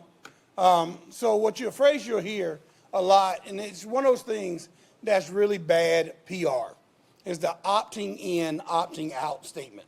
Who's going to opt in? Who's going to opt out? And it makes you feel like if you opt out that you're not going to be a part of the big leagues. And that's not necessarily what this has to do with anything. Opting in basically says that you have agreed as an institution that you are going to live by the roster management. And that is it at that point. You have also agreed that you could, if you choose to, bring your name, image, and likeness process inside the institution as a part of the school. And that way, it's not just the third party. Everybody has collectives, and that money is going from a third party outside of the institution. It's not tax deductible, all those things. You can change that if you opt in, because you can run it through your school. And then revenue sharing, obviously, is the number that we talked about, like for the larger schools, 20.5, 2.5 for FCS programs. How did that number come about? That number came about simply by taking the average revenue of all the Power 4 schools. And when I would say revenue, it comes ticket sales, corporate sponsorships, media markets. Take that, average it together, and 22% of that, that's how they came up with 20.5. And they anticipate that number growing by 4% every year is what the anticipation is. The pros, like I said, you get control over a little bit more control over your NIL with the revenue sharing, roster management benefits. So you understand that you kind of can move things around a little bit more than you could before. It was very hard numbers. 85 was a max for scholarships. 11.7 for baseball, things like that. Now you can move those numbers around.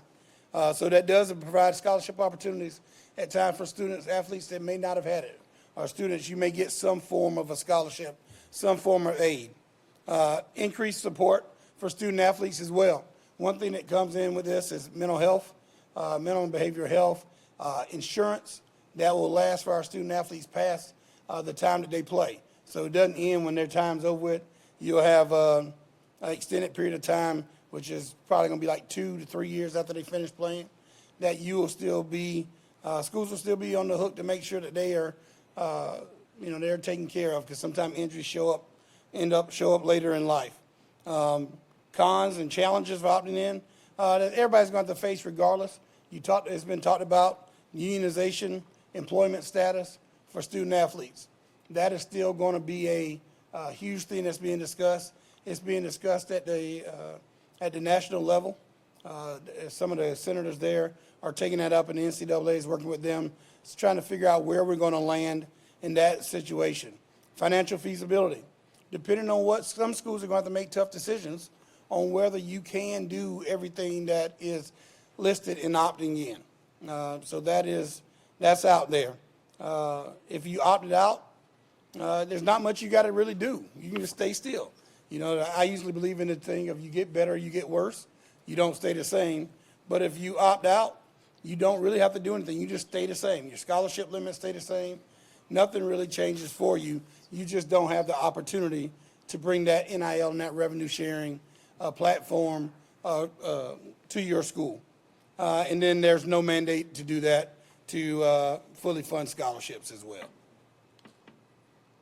Important dates that you want to remember that you'll see in the newspapers. March 1, every Division I school must decide whether they're going to opt in or opt out of the settlement, which is funny because it's March 1 when the settlement won't be done April 7th. But by March 1, you got to say whether I'm in or I'm out. And then there'll be a one-time reversal option available on March 1, 26. So it's like being able to test drive a car for a year, see if you like it or not. So we'll have that opportunity. April 7th, the judge will make the final decision whether they agree with the settlement between the student athletes and their lawyers and the NCAA. We would like to believe that we're on track for that. And the decision can be appealed by other student athletes. They can say, I don't like it, whatever, but it's unlikely it will get overturned. July 1, the settlement really officially goes in effect, which goes around with the fiscal year. And the key numbers for your coaches and people around rosters have to be set before the first day of competition, and for winter and spring sports by December 1st, which will have some definite impacts on the transfer portal. So there's a lot of questions. I actually have meetings in Annapolis coming up to discuss just that part, because if you don't have to set your rosters to December 1st and there's not a transfer window open at that time, student athletes get cut by a certain school, how do they get to go to the next school and get free to go? So there's going to be a lot of conversation about that coming up in Indianapolis in the next few days. We're probably going to have to fix our calendar. The great unknowns, the impact of Title IX.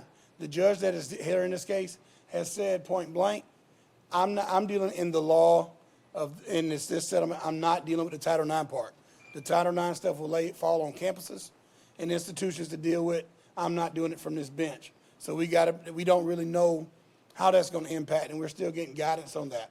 The Department of Justice involvement in January, early January, before the change of leadership in the White House, the Department of Justice issued a statement encouraging the student athlete party to step away from the table and get rid of the salary cap, the 20.5 or the 2.5. That did not happen as of yet, but they were encouraged at that point in time. There's a little bit different philosophy there now, so we'll see how that goes. Impacts on the university. I think from an employment standpoint, if you bring all that NIL and revenue sharing in-house, it's just more work for your CFOs and your payroll officers to do because the school will be doing the pay. The money will come from the school, not from the third party like it's being done now. So whether you are forced to hire or choose to hire another payroll person or people to deal with that kind of stuff right away, because there's tax implications for NIL, which is different than what we've done. So most schools and scholarships, there's no tax implications. So there's nothing really to worry about.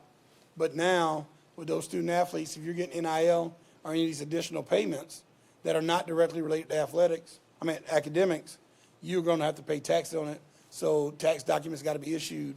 So there's more work to be done. So institutions are going to have to make a decision of whether they're going to add personnel to that. And then lastly, the employees versus student athletes. We just don't know how that's going to go. I don't believe anything counts until it's done. So many of the student athletes that were trying to get unionization and sue for employment have backed off of that, because I think the longer they went, they understood more of the tax implications of what that could mean if they were counted as employees. But we won't know until there's some help and assistance from the government to figure out exactly where we're going with that point. So that is kind of the overall. I know I went through that kind of fast. I'm a UT graduate, but I am from the great state of South Carolina as well, and so we speak a little bit differently. So if I went too fast, I'm sorry, but I'm open to take any questions that you may have at this point. I apologize if I missed this, but for those schools that opt out, two things. One, I presume that they still, or their athletes can still participate in NIL. Yes, sir. Yeah. But is the school itself still open to future litigation or suits if they have not opted in? Right. So there is, yes, the answer, long answer, the short answer to your question is yes. There's nothing that's going to happen in this settlement that will prevent you from being locked in or being an institution from being sued. If you are opt in, it's a collective.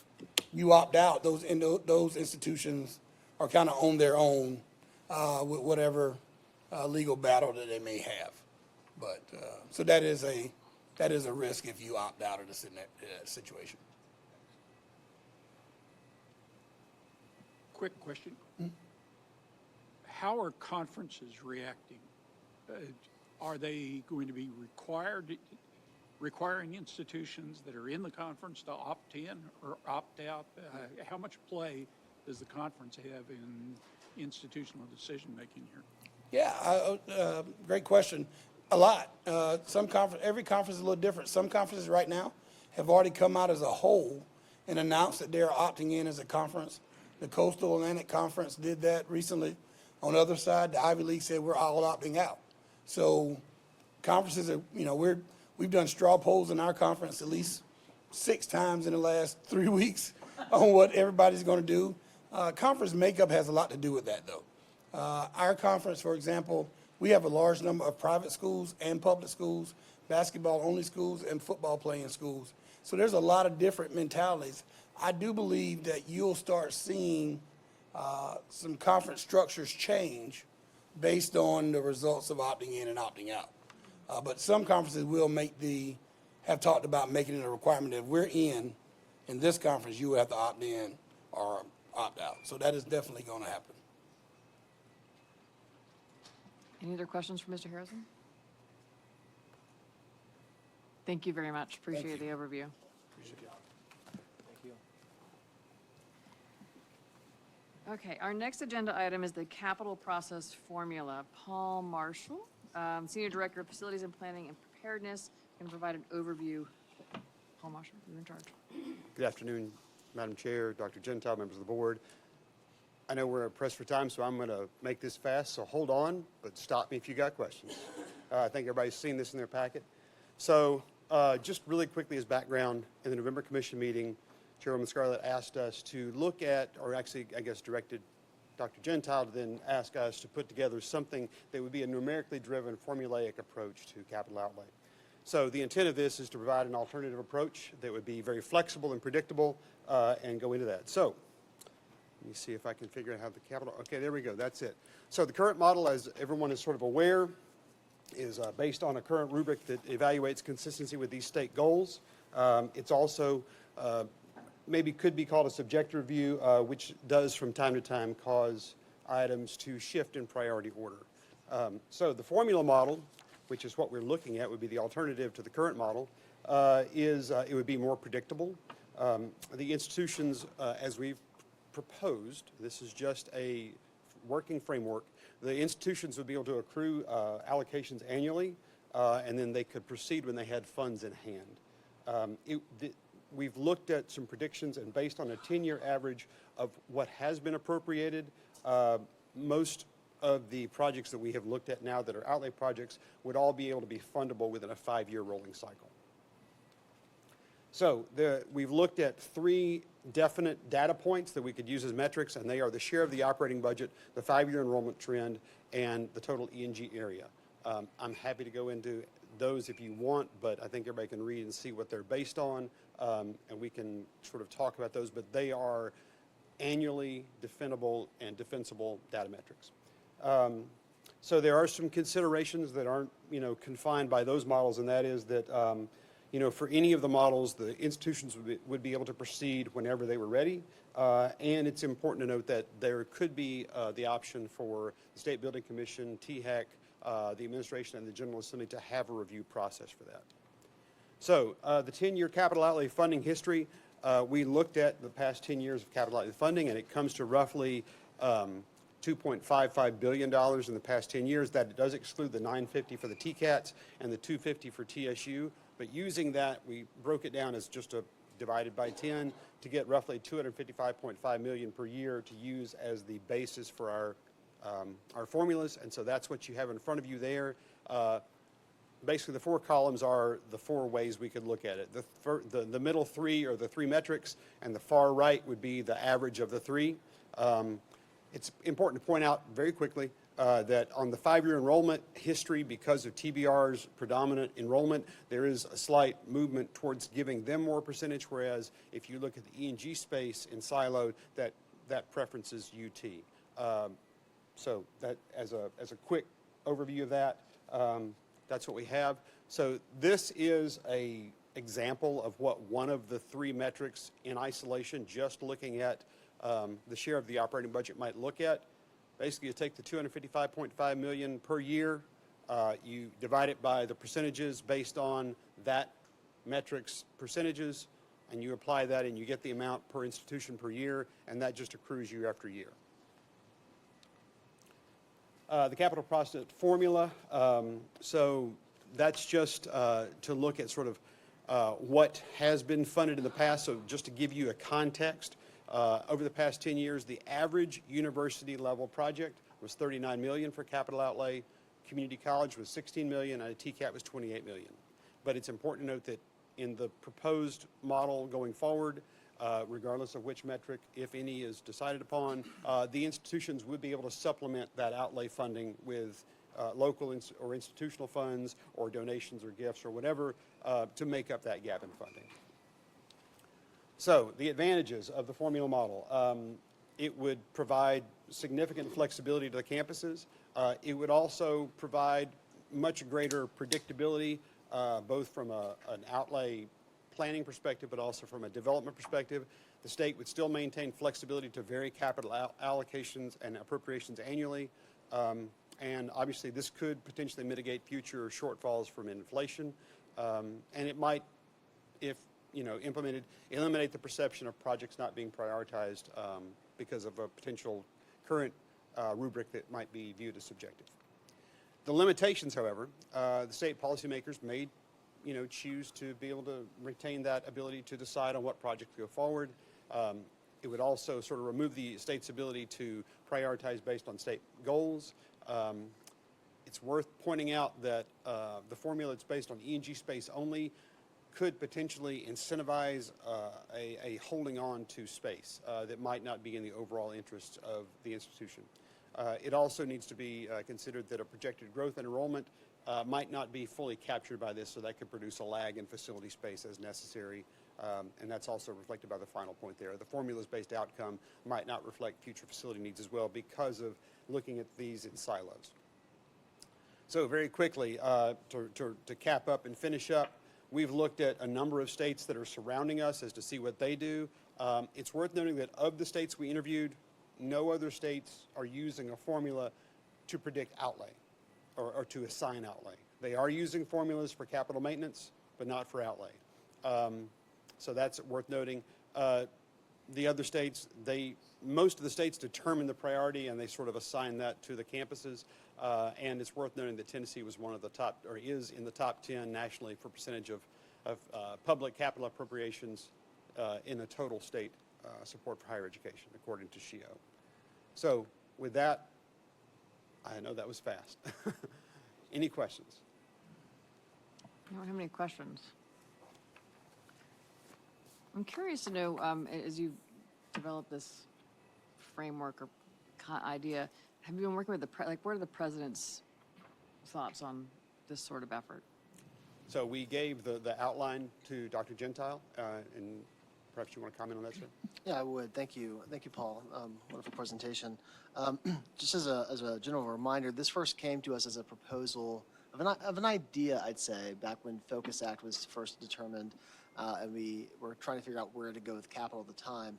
I called it the Oldham idea, as he presented it to us back then. And then about 8 months ago, President Boyd also came to me with to him a better idea about how we could do this as a formula as well. And so back in 2017, I thought it was a novel approach that could take a lot of the predictability challenges we have with predictability out of it. So those were the presidents on the front end who weighed in. We did send it out to the presidents. I heard back from President Hardgrave, who gave a lot of really good descriptor information about what the metrics themselves here are not capturing. His recommendation was if one was to go this direction for a formula to better capture, like, what type of students are you serving, at what level, undergrad, graduate school, PhD, research as one. He also mentioned that, the current process has been giving out a lot more funding, so why pivot in this direction, but that the actual data points themselves, if one were to go this direction, would need a lot more thinking. And that was the point of this as well. This was a prototype to put up there to start the conversation. I have talked to Commissioner Jim Bryson about this as well, and I asked him if I could share his thoughts here. I first shared this idea with him about 7 months ago, and it intrigued him as a possibility of why it would be beneficial. His initial thoughts to me were, first of all, it would be hard to set aside an annual recurring budget of $250 million to make something like this happen. In our conception of this, we weren't necessarily thinking of this being a recurring, more the non-recurring. But his point was, if it was recurring, you could know it's going to be there next year. Otherwise, you can't necessarily bank on this. And the phrase he said to me was, a formula like this takes the fun out of it. But like it was a really, and it sounds pithy, but what he meant is that legislators, the administration, like to be able to say, this year we are funding these projects right here. And however, in concept, it's something to explore further as well. But we've had no further talks with the stakeholders at the state level about this. This has been more of a prototype to initiate the conversation on it. But that's also why we reached out to other states to make sure that we weren't operating in a vacuum, to see what other states were doing. To me, it still intrigues me that an institution could have an ability to say, we know we have $40 million. This donor just came forward with $30 million. It's a $70 million project. We're ready to go now. That does take a lot of the time to market issues that we have with just a general appropriation process now. I think next. Question on that? Did the other states provide any commentary or color as to why they don't have a outlay formula either that you can share or want to share? There's a lot of data we have. Actually, there's two that have looked to us and are trying to replicate our model that we're currently using, current rubric. Most of the others handle everything at the state level, even to the point that, is it Maryland? There's one that when it's over 10 million, it just goes to the state agency, and they have an entire office at the state that manages it, and the campuses, I don't want to say they have no say in the matter, but it's very hands-off. As far as why they didn't, no one said. It just, the states like to retain the control to be able to, as Dr. Gentile just pointed out, sort of have the fun of having the annual appropriation. And there are some states that don't do an annual. Some states do every other year with submissions. So it is sort of there is a multiple flavors of how this goes. And we'd be happy to provide that data of what we've got in a more, digestible format once we have finished all the interviews. Commissioner Scarlett, you asked me next steps on this. This was a request that came to us in November, and we worked hard to get it here in early February. Next steps would be to sit down with the presidents and walk through and talk through more about this, what the feasibilities are, have real-time conversation about what this could look like. We're not in a necessarily rush to implement something right now, as we're still waiting for the budget to come out for this current year. But that would be, in my opinion, where this goes next. Thank you, and thank you very much, Paul. Any other questions? No? Thank you so much. All right, so we are at the other business. Yes, Commissioner Smith, please. Okay. Well, I wasn't sure exactly when to bring this up, but Treasurer Lillard's comments about forwarding the budget projections forward, I want to revisit an issue here, and it is founded upon the unpredictability of the circumstances that we're in now, uncertainty. And of course, just like the markets don't like uncertainty, our institutions don't like uncertainty either. But this week, we saw news that the Pell Grant Fund may be as much as $10 billion short. We also don't have any idea what's going to happen over the coming year with the Department of Education, and that, as Director Gentile pointed out, has some concern for how things are going to be funded, if funded at all. There is, I think, an uncertainty about the continued viability of the lottery funding to the aspirations that we have. And all of this kind of comes to bear upon the issue of assuring financial stability within our institutions. And because we have one tragic case of where that viability is in question, I think it's incumbent upon us to do what we can to monitor that financial security and to find where there are opportunities of red flags or issues that we ought to address and be able to predict. The one thing I heard yesterday that was somewhat disturbing, but is really kind of a reality, is that this summary of unrestricted educational and general expenditures by functional areas based on budgets is not based upon the reality of what the expenditures are until we reach the actual expenditures. These are the budgeted plans for that. And so when we looked at specifically at TSU, and they told us in July it was one number, and then told us in October it was another number, well, that certainly was problematic, but it's true for almost every one of these institutions. So what I'm concerned about is, in specific, as an example of one of those red flags, is how scholarships and fellowships, which is money that is taken from E&G and then applied to fund the students' ability to attend the institution. As a consequence of that, that money is taken away from other functions that are part of the category of E&G, like faculty salaries, classroom enhancements, and a whole host of other things. All of our institutions have the opportunity, but they have varying abilities to raise that money outside of tuition and the appropriations. In fact, in the material that we received yesterday over what percentage of our budgets, none of those added up to 100%.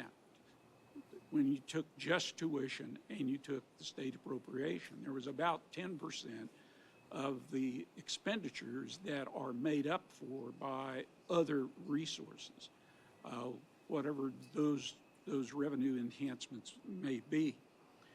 But when we go to scholarships and fellowships, now we're talking about the taxpayers' dollars and the students' tuition dollars being appropriated from some students to other students in order for them to attend.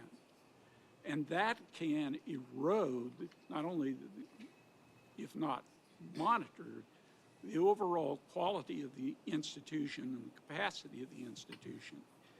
It has been more evident in the private sector than it has been in the public sector that that kind of tuition discounting can submarine an institution. I mean, it can basically drive them to default. None of us want to see that, and none of our institutions are anywhere close. But the question is, particularly as to that line, then what percentage of this then becomes kind of a red flag? Several years ago, it's my understanding, and it could be that Russell may want to speak to this, but several years ago, THEC did a study on the financial viability of our institutions and attempted to address that. Am I correct about that, Dr. Gento? Yeah, I believe it was about a year before the pandemic. Treasurer Lillard asked for us to look into financial viability. Yeah. Well, you know, you've asked us as commissioners to think of ways that our staff might address questions. And with the permission of the commission, I think that study might want to be updated. And I think that it would be useful if in Russell's division that we looked at the kinds of metrics that become the red flags, the sort of marking points where we say, okay, this is a trigger point. Because the earlier that we can predict an institution is headed down this way, the more likely that we can offset the kind of difficulties that trouble all of us. As I've said about many other things, these things don't happen overnight. They happen over a period of time, and they happen often by the best of intentions, but those intentions become misdirected as you're driven by other kinds of factors. So I'd like, with the permission of the commission, to ask Russell and his good people to look at, and he mentioned the other day the net tuition per FTE may be a better marker than just simply the percentage of scholarships and fellowships that are budgeted, and that we actually look at actual expenditures, which would be, if I'm correct, Russell, would be on an annual basis, as a much more accurate definition of this than to look at the budgeted. And so those are the two requests that I'd like the commission to consider as we meet our stewardship responsibilities to ensure financial viability of our institutions. I don't remember the report you're talking about, but this sounds like a really great move on the behalf of the commission. Are there Maybe any the treasurer has other some comments? Treasurer's in. I'll just add that kicked off our collection that we now do every year alongside our institutions of those ratios. The CFI as one of those measures that we look into. So we'll just be collecting that information and packaging it, and then also analyzing it based on the bullet points that you laid out today as well. We're presenting that.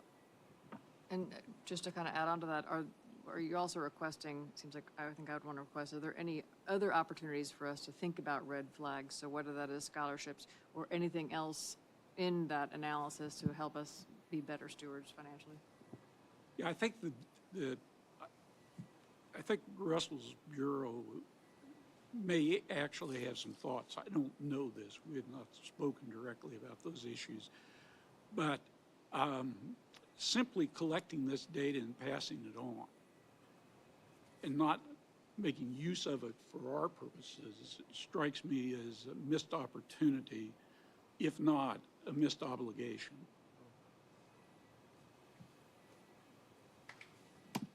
Thank you. Stephen Lloyd, look forward to reading that next. So get to work. So I recognize we are quite over time, but I also do recognize we also have all the presidents here in the room, and I would welcome the opportunity for any president that wants to share any updates, what's happening on your campuses or in your systems. I would welcome anyone to come to the mic and share some of that with the commission. I'm not going to call on you. I will let you jump up to the mic. I see no one moving, so I'm going to guess that you're hungry. Okay.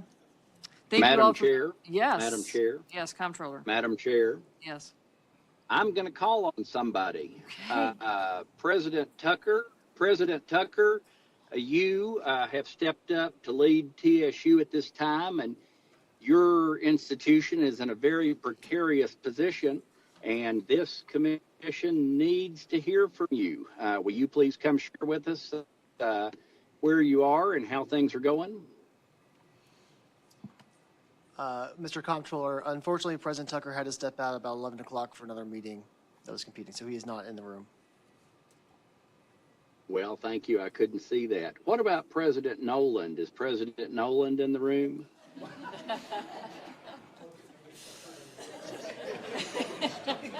President Nolan has walked out as well.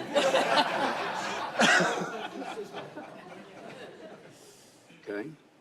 And so none of the I know the rest of you. I'm certainly kidding, have things sir. to President say to Nolan is me here. when I'm with you, but President Nolan is here. Comptroller Mumpower, this is Brian Noland. I look forward to answering whatever questions you may have. well, just tell us about what's going on at ETSU, and in particular, you've gone through a tough time in the past couple months that can provide lessons for other institutions. Tell us about that.